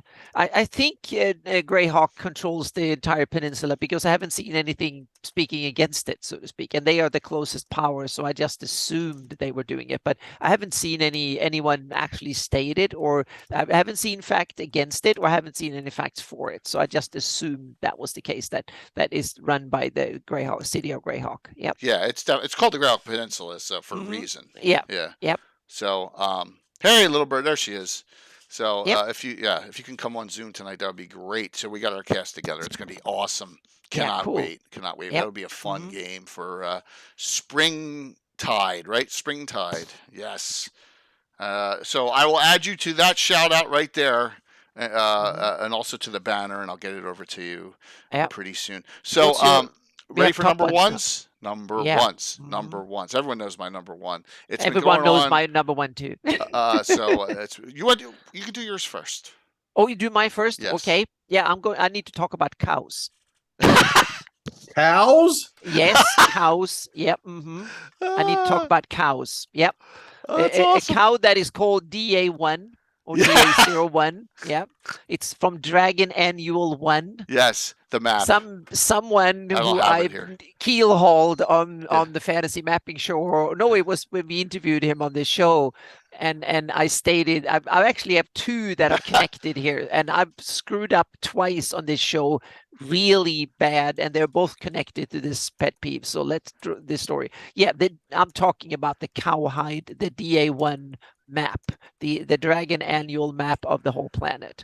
That is, in my opinion, the some of the worst cartography job in fantasy cartography history. Is this available online? Oh yeah, you can just search Earth map and DA1 map or something like that. You find it. And first of all, it looks like someone described it as a cowhide because it's just like a piece of leather with some triangles sticking out in each I'm looking corner. at it.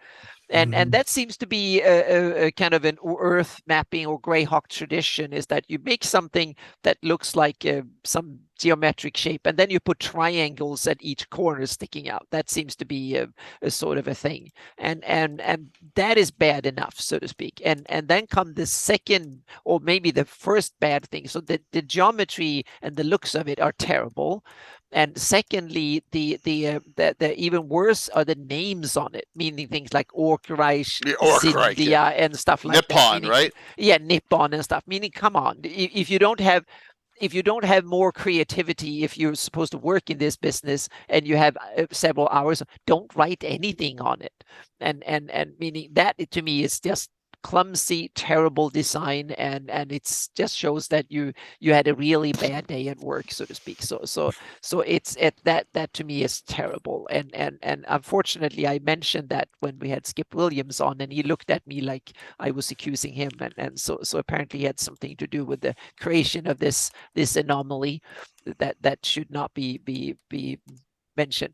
But on the other hand, when you're given a whole truckload of lemons, you have to make lemonade, and I'm working on it, and I've been working on for several years to turn this horrible abomination of a map into something that is useful. And there is I've had done version 1.5. I did like a couple of years ago, I think, or a little over a year ago.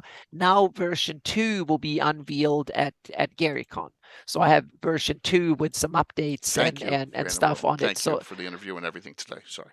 Yeah, no problem. It's great. Yeah. I can't wait. I can't wait for your stuff. So that is it's not something radical, but it's an evolving version of my version of Planet. And I want to use this horrible abomination of a map. And secondly, we have a follow-up to this map, and that is when they took the skirmish rules, whatever they were called, the miniatures battle system thingy, and they made a follow-up map of Weston or Eric that was in the same league. It didn't have the scope of the other map because it was only the Western Eric. Yeah, chainmail. Thank you. Yeah, and that map, in my opinion, is a second worst when it comes to some of the worst fantasy mapping disasters in cartography history, and it's really bad. And we had Chris Pramas on, and when I said that, he looked at me like he had something to do with this map. So I feel really sorry, because I didn't mean anything personal. I just mean that it was more like we all have bad days at work sometimes, and sometimes the things come out of those bad days that shouldn't come out. And that's why we have to make new versions and iterate, because some of my maps are definitely not good in the first version. So that's why I try to make better versions. The problem is when you publish them in a book, you kind of stuck with them, and that's a bad thing. So the Greyhawk campaign and TSR and Wizards of the Coast have a terrible track record when it comes to treating the whole planet. It's really, really bad. And Joe Block and several others have done really good work trying to turn lemons into some sort of lemonade, and I'm joining that kind of tradition of trying to make it into something suitable, so to speak, which I think it's needed. So hats off to everybody who worked on trying to make it better. So it's good, but that's in my opinion is some of the worst ever. It's done a great disservice to the setting, because we have a whole planet that has just been abused, first neglected and then abused and misdesigned and so on. So what could have been a huge asset for the Greyhawk campaign have just been ridiculed or just messy or wrong or missing or whatever. So yeah. So Savage, sorry about that. I can't make the change right now, but if you can put that in chat and let everyone know what they should put in for the prayers and riffs, it's not an HTTPS. It's throwing it into a security thing. Delwitz had a good point, saying that, and I like the idea of, and that's what I'm going to treat the DA1 map, meaning we had some cartographer somewhere that came up with the idea that this is probably what the world looks like, and it's like the old ancient maps made in antiquity about the world by someone who's never been there. So that's how I treat them, and in a way that's how I treat the Darlene map too. It's a good estimate, artistic rendering and all that, and I like it. And there's definitely place in the game for maps like that as handouts and stuff like that, in-game maps. Yeah. Anna, great ones. Mhm. Dun dun dun dun Yeah, dun. You I all know love where yours this is with your. going. You Oh, all yeah. know. I have one Oh, before good. you. Oh, go for it, Jimmy. Yeah. Well, I've talked to you about this before, and I would bring it back around again. Give me a more detailed map of Highport so we can develop. Oh, Yeah. there I is will one run that was done it. by Aaron It's Froki did one that was I really like. Yeah. I want more input. I'll really, Okay. and I would pay for this. I've told Jay this with you and Alyssa, I'm listening. My ears are this big. and I'm I put listening. Yep. let's flesh out that whole Yep. area, Mhm. and because I would run camp. I have always, like I said, I've always been a fan of those modules. I don't know why. I know they've got all their faults in Mhm. them. There's no doubt, and I think we could flesh those out so much better for all that's there. Yeah. And like you said, take the slaver part. You can relegate that out to it doesn't need to be the main throughput of the storyline. But I would run stuff in Highport all day long if I could flesh it out and know it Cool. better. Yep. We need to So- do it in out. Highport. Yep. It's a cool place. Yeah. Yep. Excuse me. I wish Alyssa would kind of go by what this community did more than other places for, but I'm not gonna fight it, because she's doing great work, right? Yes. Mhm. But we do need that. So thank you for doing that, Savage Baron. That's URL for I put in the wrong thing without in there. So thank you. Yeah. And I'm mapping close by. It's only a few miles away. So I'm almost next door mapping at the moment. So it's not that big of a jump to go over there. Let's chat and get more input. Like what Jay's saying, I know there's plenty of people who have run other stuff, and there's Yeah. There goes my more screen things off to again. add into it. But we could flesh out that map, give it more life. Mhm. I know Yep. it's mini cities, and I said I would love a project to deal with that and put more content there. And yes, the rejects would come back into the Greyhawk realm. Cool. No doubt. Yep. Awesome.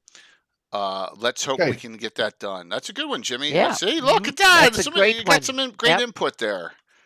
Awesome. All right. Dun dun dun. Everyone knows where this is going. From day one, I have had a real issue with. Now, of course, I kicked the cord again, and my screen went partially off. So I got to move stuff over here. There it is. Okay, so I can close this out. Here we go.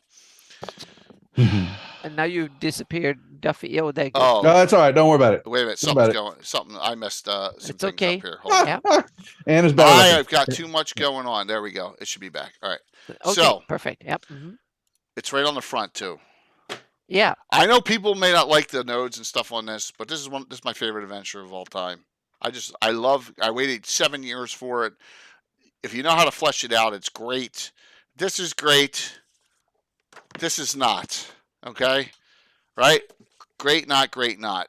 Now, Tharizdun has nothing to do with the Temple of Mental Evil, once again. Everyone loves Tharizdun. Tharizdun is just overdone. But the number one thing that happens, and I know Dale agrees with me here too, in Temple of Mental Evil, in the canon of Greyhawk, a major plot line is the Battle of Emerald Meadows happens. In fact, where my first edition characters, first player characters, they participated in and they were 16, 17 years old. Because we had to be part of something that momentous, right? Temple of Mental Evil comes, the prince gets kidnapped. No one knows. It's not Scarlet Brotherhood agents, everyone. That's another dumb thing. I want to get off my chest. But they hide Thrommel in there, and they put him in a case in suspended animation, disguised as he's an actual vampire in this case, because they want someone who comes in to see him to kill him. Put a stake through his heart, so he's, if they find him, he's dead. So in the course of gameplay, if your players are smart enough to find Thrommel, I think it's on the 3rd level of Temple of Mental Evil, free him. He has Fragarak the sword, so he'll give one of the player characters that sword, so that sword, a final word sword, comes into the game. And he goes off, and then you can have him do whatever he does. Maybe he stays a prince, maybe he marries Jolene, and Freer and Evelina merge. They didn't merge in my game, but he married her. So all that can happen. And it happened in my campaign, and it happened in a lot of your campaigns, correct? That was part of the whole plot line. All right? Yep. So, what happens in this? First off, the guy's encased in suspended animation, right? This picture makes no sense as it is. So, and the description here, this is supposedly, so what did they do? They took him out of the case and then they chained him to the wall afterwards? Like, where did that come from? So his corpse is chained to the wall, and now he's a vampire roaming around in the Return to Temple. And I'm thinking to myself, what the hell just happened here? Did no one read an entire major plot line that was set up for years? If I recall, I asked Bruce Cordell or Sean Reynolds this question because I've never had Monty Cook on, and they go, well, Monty Cook thought it would be funny, and I'm thinking to myself, this is the ultimate abomination, but that's how he explained it. That the king, oh my gosh, oh okay, you're talking the gnome stuff, yeah. So they didn't read the original module. Yeah, I agree 100%. Once again, this is someone else coming back and rewriting history. So here we go. Here's a picture of Thrommel chained to a wall now, and it's vampires roaming around. It gets worse. It gets worse because the frickin' Furiandi triad of Living Greyhawk made Vampire Thrommel their antithesis for 6 years. And I'm thinking to myself, my head, when I heard this, I mean, this wasn't as bad as the Living Greyhawk teleporter, the air transit system. I'm thinking to myself, my head, my eyes, if I could have poked an eye out and put it back, I would have done it at this point. I couldn't believe what I was hearing. I agree. It's your gameplay how you want, and that's what I've done. But to see that it got, and you guys bust my stones all the time about Vampire Thrommel, so be it, but this is why I hate it so much. I hate this because this was a major plot line. It was a major achievement in my game and a lot of your games, and this adventure just shits on it, right? Because this will change your whole Greyhawk. It's like, it's like, oh, we just, so it was. So that's my number one of all time. Is the Vampire Thrommel, of course, is my number one of all time. Here's my top 10 if you forget already, because I'm driveling on. But here's my top 10 as I thought about this. I thought about this a long time, and there's things that I don't hate some of the bad modules. I don't, because we turned them. They don't affect me. Puppets doesn't affect me, right?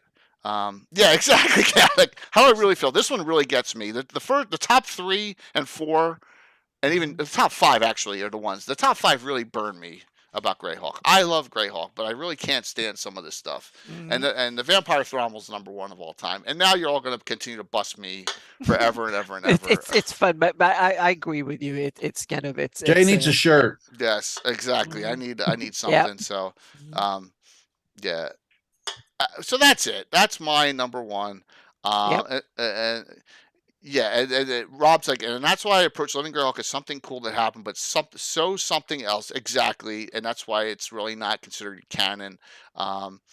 Puppets and Gargoyles raised a lot of money, and now Luke Gygax even said to me, "You should run puppets at GaryCon, the next one, the 50th year anniversary of, and people will love you to run it. And I have all the miniatures that Bill created, and I will do it next year at GaryCon. I'll run puppets and then some." Let me rephrase that. Yeah. So. If you cosplay Philidor Von Moku, you're not welcome at any of my tables. Okay, so if you cosplay Philidor, you're gonna get DMs crushing fist right when you come and play. I'm just kidding. I'm kidding.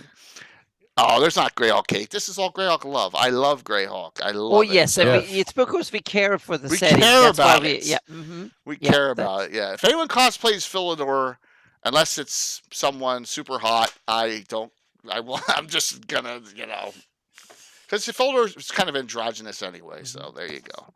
Yeah. Yeah, you'll look like the Blue Man Group. That's funny. So, questions from the audience or comments from the audience? And Jimmy, thanks for hanging out this whole time. Yeah. I'd love to learn more. I think I was plenty of people going, we don't know enough about it. And how do you, learn it? Because, something like I worry about when I'm streaming, and yes, our campaign is all over the place, is that someone's going to go, oh, that couldn't happen. That's you can't have that because there's lore, this, that, and the other. And luckily we have not, except Josh comes in every now and then and tries to wrangle us in, but. And you know what? Josh can be a pain in the ass sometimes. We all know that, right? But Josh means well. Right, but let's you never see me proselytizing Greyhawk to you on your stream because I know how hard it is. I know how hard it is to jump in and do something where you haven't been playing for 40 years. So you're beating because Greyhawk of the lore. There's so much there. Greyhawk is awesome. How about so Expedition Barrier Peaks? Anna, that's one of her top 10. I started by kneecapping that, saying I don't want any stamp starships in my Greyhawk. That was I took that early on because I wanted to get rid of it. It should have been my number 2 or 3 or something, or really high up there. So but I took it early on because I needed to make sure I got it in there. 43 years of me gaming Greyhawk has been wonderful and fantastic, and the experiences I would not trade for any other campaign setting.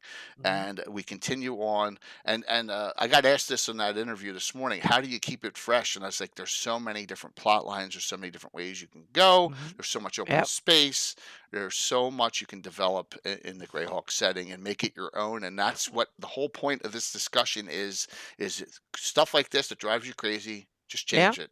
Yeah. Where can we listen to this? What do you mean? When and where can we listen to the interview? When they put it up, I will awesome. announce it for everyone there. They did a really great job. Awesome. Hey, exactly. If you like the Star Frontier game or whatever, that's great. As far as different from the entire setting, remember. There was crossover portals in Greyhawk in canon, Boot Hill. Oh yeah. Merlin had guns because he came from Boot Hill. So you got to remember that was part of the play tests in the old school. And Rob Kuntz explained this to us last week. Everything they did was play test back then. So there's a lot of weird quirks and anomalies that came into the game because they were play testing the game constantly. Starship Warden's another one. That was Jim Ward's. And that's where Monty Hall DM was coined. Because Jim Ward killed Morning Canyon like 5 times in that adventure. And so Gary Gygax said, my God, you're a Monty Hall DM. And that's where the term came from. So there's a lot of history there. And, that's what they played. So, I could put the Silent Ones and Death Knights on my list and the Seekers. So you could.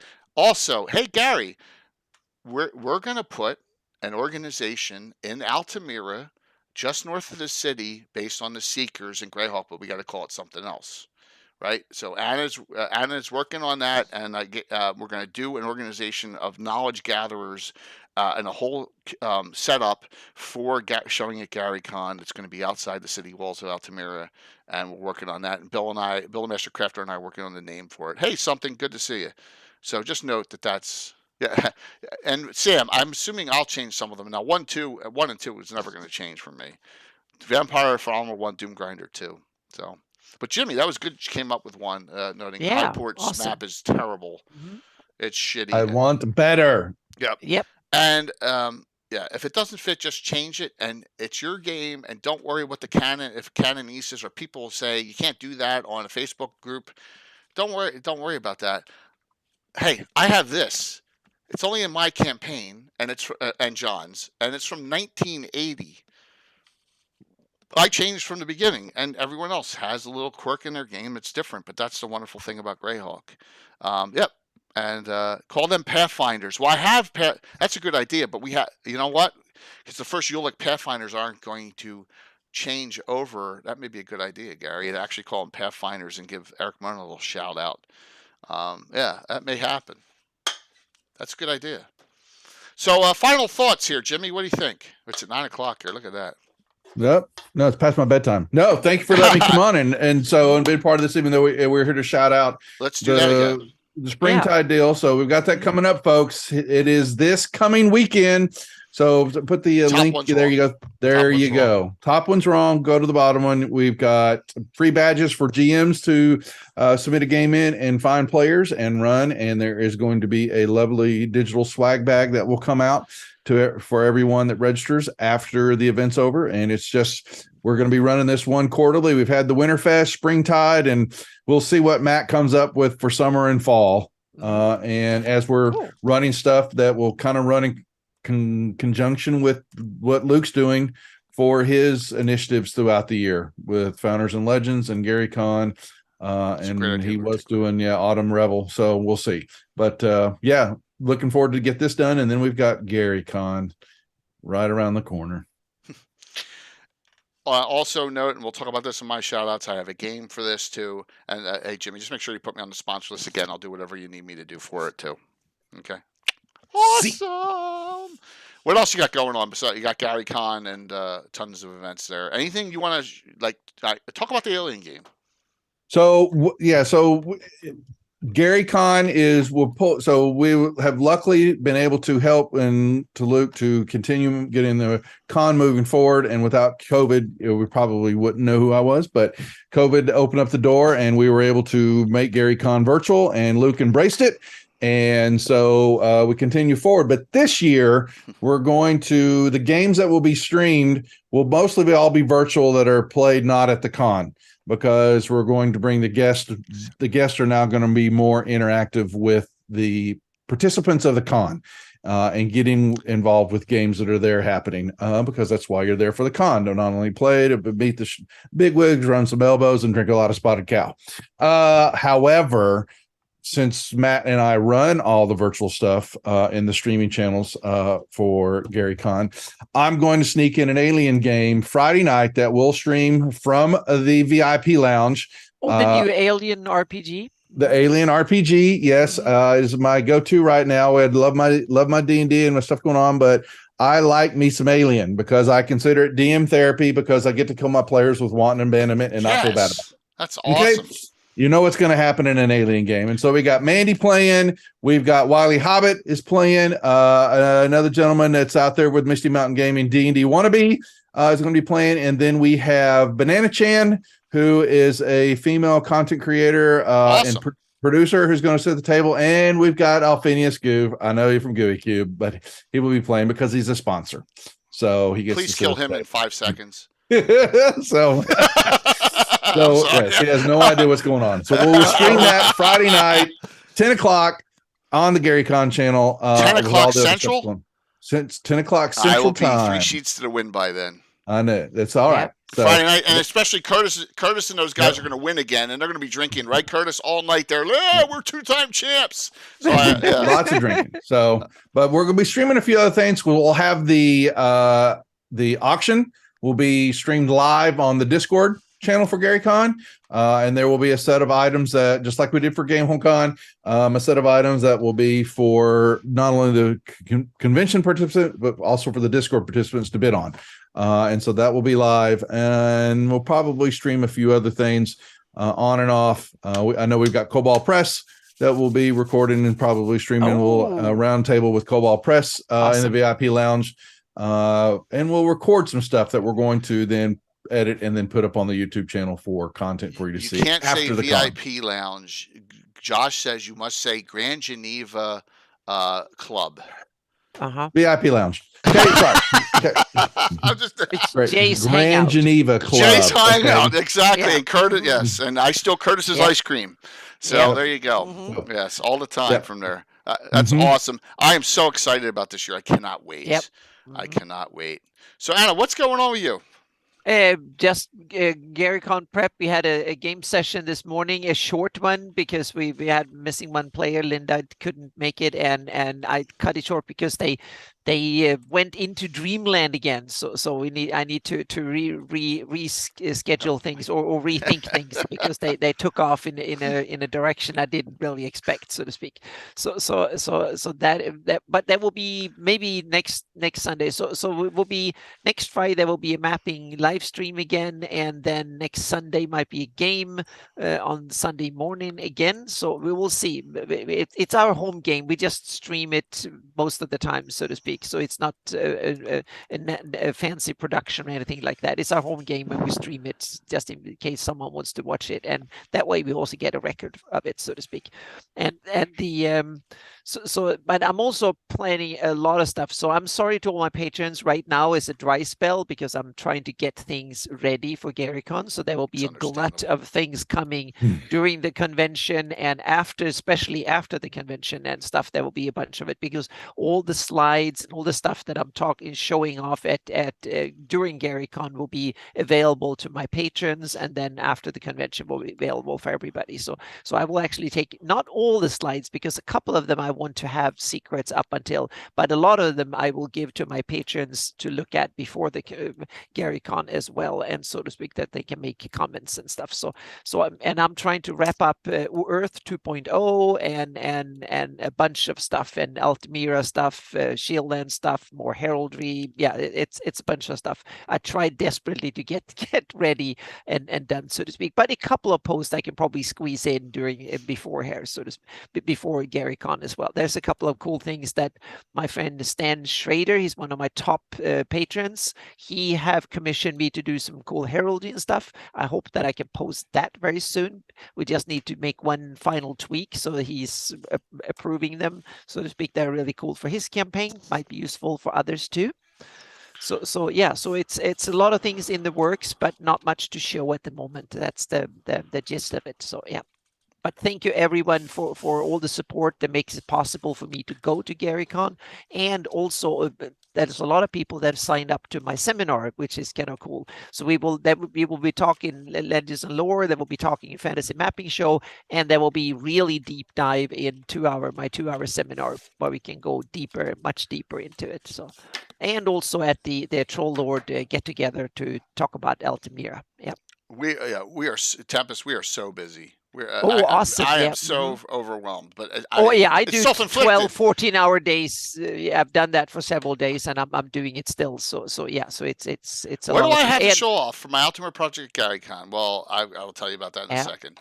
And also, Jimmy always says you brought this on yourself, Jay, and he's absolutely right. Mm-hmm. We did. Yeah. We brought it on ourselves. Absolutely. And I'm also helping out with some stuff for GaryCon itself too. So some graphics and stuff like that too. So to add to it, because I'm a volunteer at the convention as well. So there is some work on that part too. Thank you for the follow, Red-Headed Beast.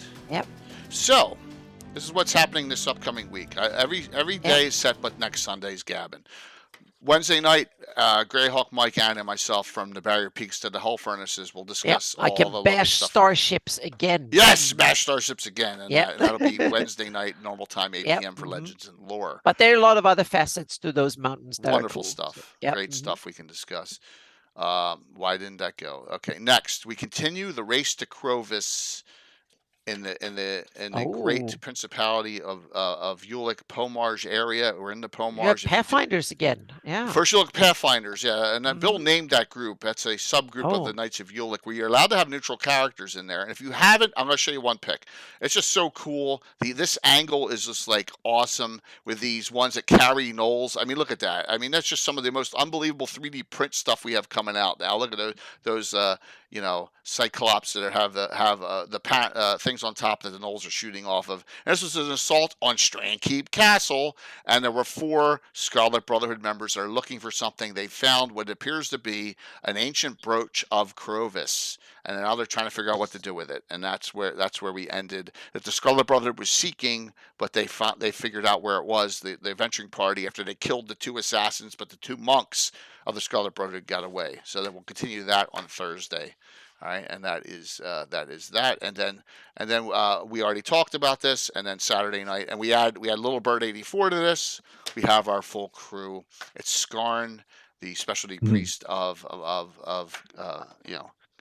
you more than a Clangadin. I always get them confused which one you are, Skarn. And yes, and Rob Phantom's playing. Darling Creepshow, Heather Hex, and Little Bird who's brand new. So it'll be a fun time. Scarlet Brother are jerks, Tim. I agree. All right, so GaryCon discussion. I have the first one done. Note, what am I doing at GaryCon? So Curtis, the characters for the first adventure, Delve into the Lord's Tomb, none of them are the original ones from Horton Hools, but the day after, you'll see some Hools characters. But you'll be able to play some, these are all PCs or NPCs, you'll be able to play Tom's character, Rumple, his 9th level gnome thief. Now, please note, I did this for kids. If there were kids in the game, his real name is Rumple Foreskin. I had to change that, and I just made him Rumple here. You understand?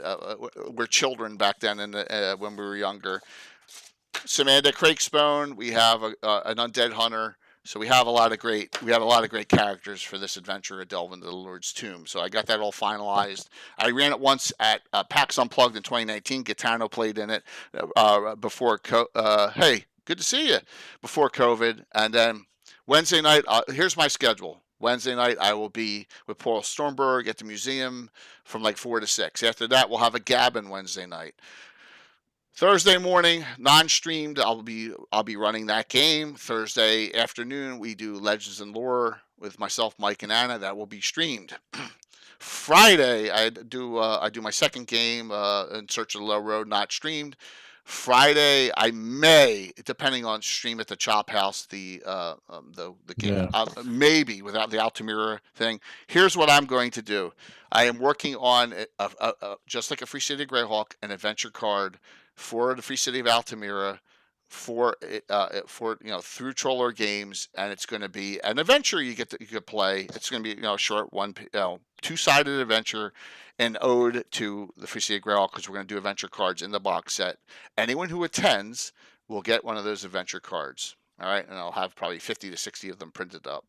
So that is going to be what we're going to do. Then we'll have the Fantasy Mapping Show Friday night. That'll be streamed. Saturday mornings at Greenwood's game, that'll be streamed. Then I got some free time after that. And we'll see what happens after that. So, yep. But Gabbin will be Sunday night as well, normal, just like I did. So we'll at least do Wednesday and Sunday. I may do some other nights too. We'll see what Jimmy wants or what we're going to coordinate. There's more coming. Yep. Mm-hmm. So, thank you very much, MPL. I really appreciate it. We're going to keep it trying to roll. And that's what's happening. So let's do the giveaways. We'll see you Wednesday night. And let's see, giveaways. Now Jay's going to hit a wrong freaking button like he always does. Uh-oh. 2 of them. I will almost immediately send these out to you. Last call. I'll give you 10 seconds if you haven't signed up. Exclamation drawing, $25, 2 of them. 2 $25 gift certificates to Troller Games going out from our great sponsor. So here we go. What about Altamira specifics? Oh yeah, Anna's gonna have some unbelievable stuff. 3D renderings, city walls, the outer walls will be done on this, and the seeker location outside the city. There's stuff that's coming. Yeah, absolutely. Troy, we'll have some stuff. Yeah, definitely. All right, here we go. Closing it out. Close them out. First winner. It's a casualty. Are you on to claim? Oh. Mm-hmm. The UKers that are gone, I told them all that they've been on a long time, that they are okay. It's a casualty. Good. I will put that in whisper to you. No problem there. Let me do the second one. All right, and we'll do that one real quick, and then we will raid into Darling. Please say hello to her. Give her a follow if you haven't. Yeah, please do it. Follow everyone I've linked tonight, please. Dark Elf Twilight, Gratz. I know you're on too. So you both won. I will put them right in a whisper chat to you. Give me about 5 to 10 minutes, and I will. Yeah, they're $25. Make sure you do them all in the one purchase. All right, well, you can purchase multiple things, but just do them all in one purchase to get the $25. It's hard copy and or digital on these. Okay. So we'll see you all Wednesday night. Jimmy, thanks for hanging in there the whole time, and thank you. Thanks for the invite. You're welcome. And thank you, Anna. Anytime. See you Wednesday night Wednesday night for a great discussion to kick off the week. 4 streams coming up this week, and let's keep everything rolling. And once again, keep your Gale love going, just like we all are doing. See you in a couple days. Wrong button. Look at that. Only 15 minutes past time. And when you're having fun. Yeah, Little Bird's going to come on, and I'm going to help her create her new character tonight. So. Raid setup. Let me set that up. How do I do that? No, I'm just kidding. I wouldn't doubt it. Yeah, dude.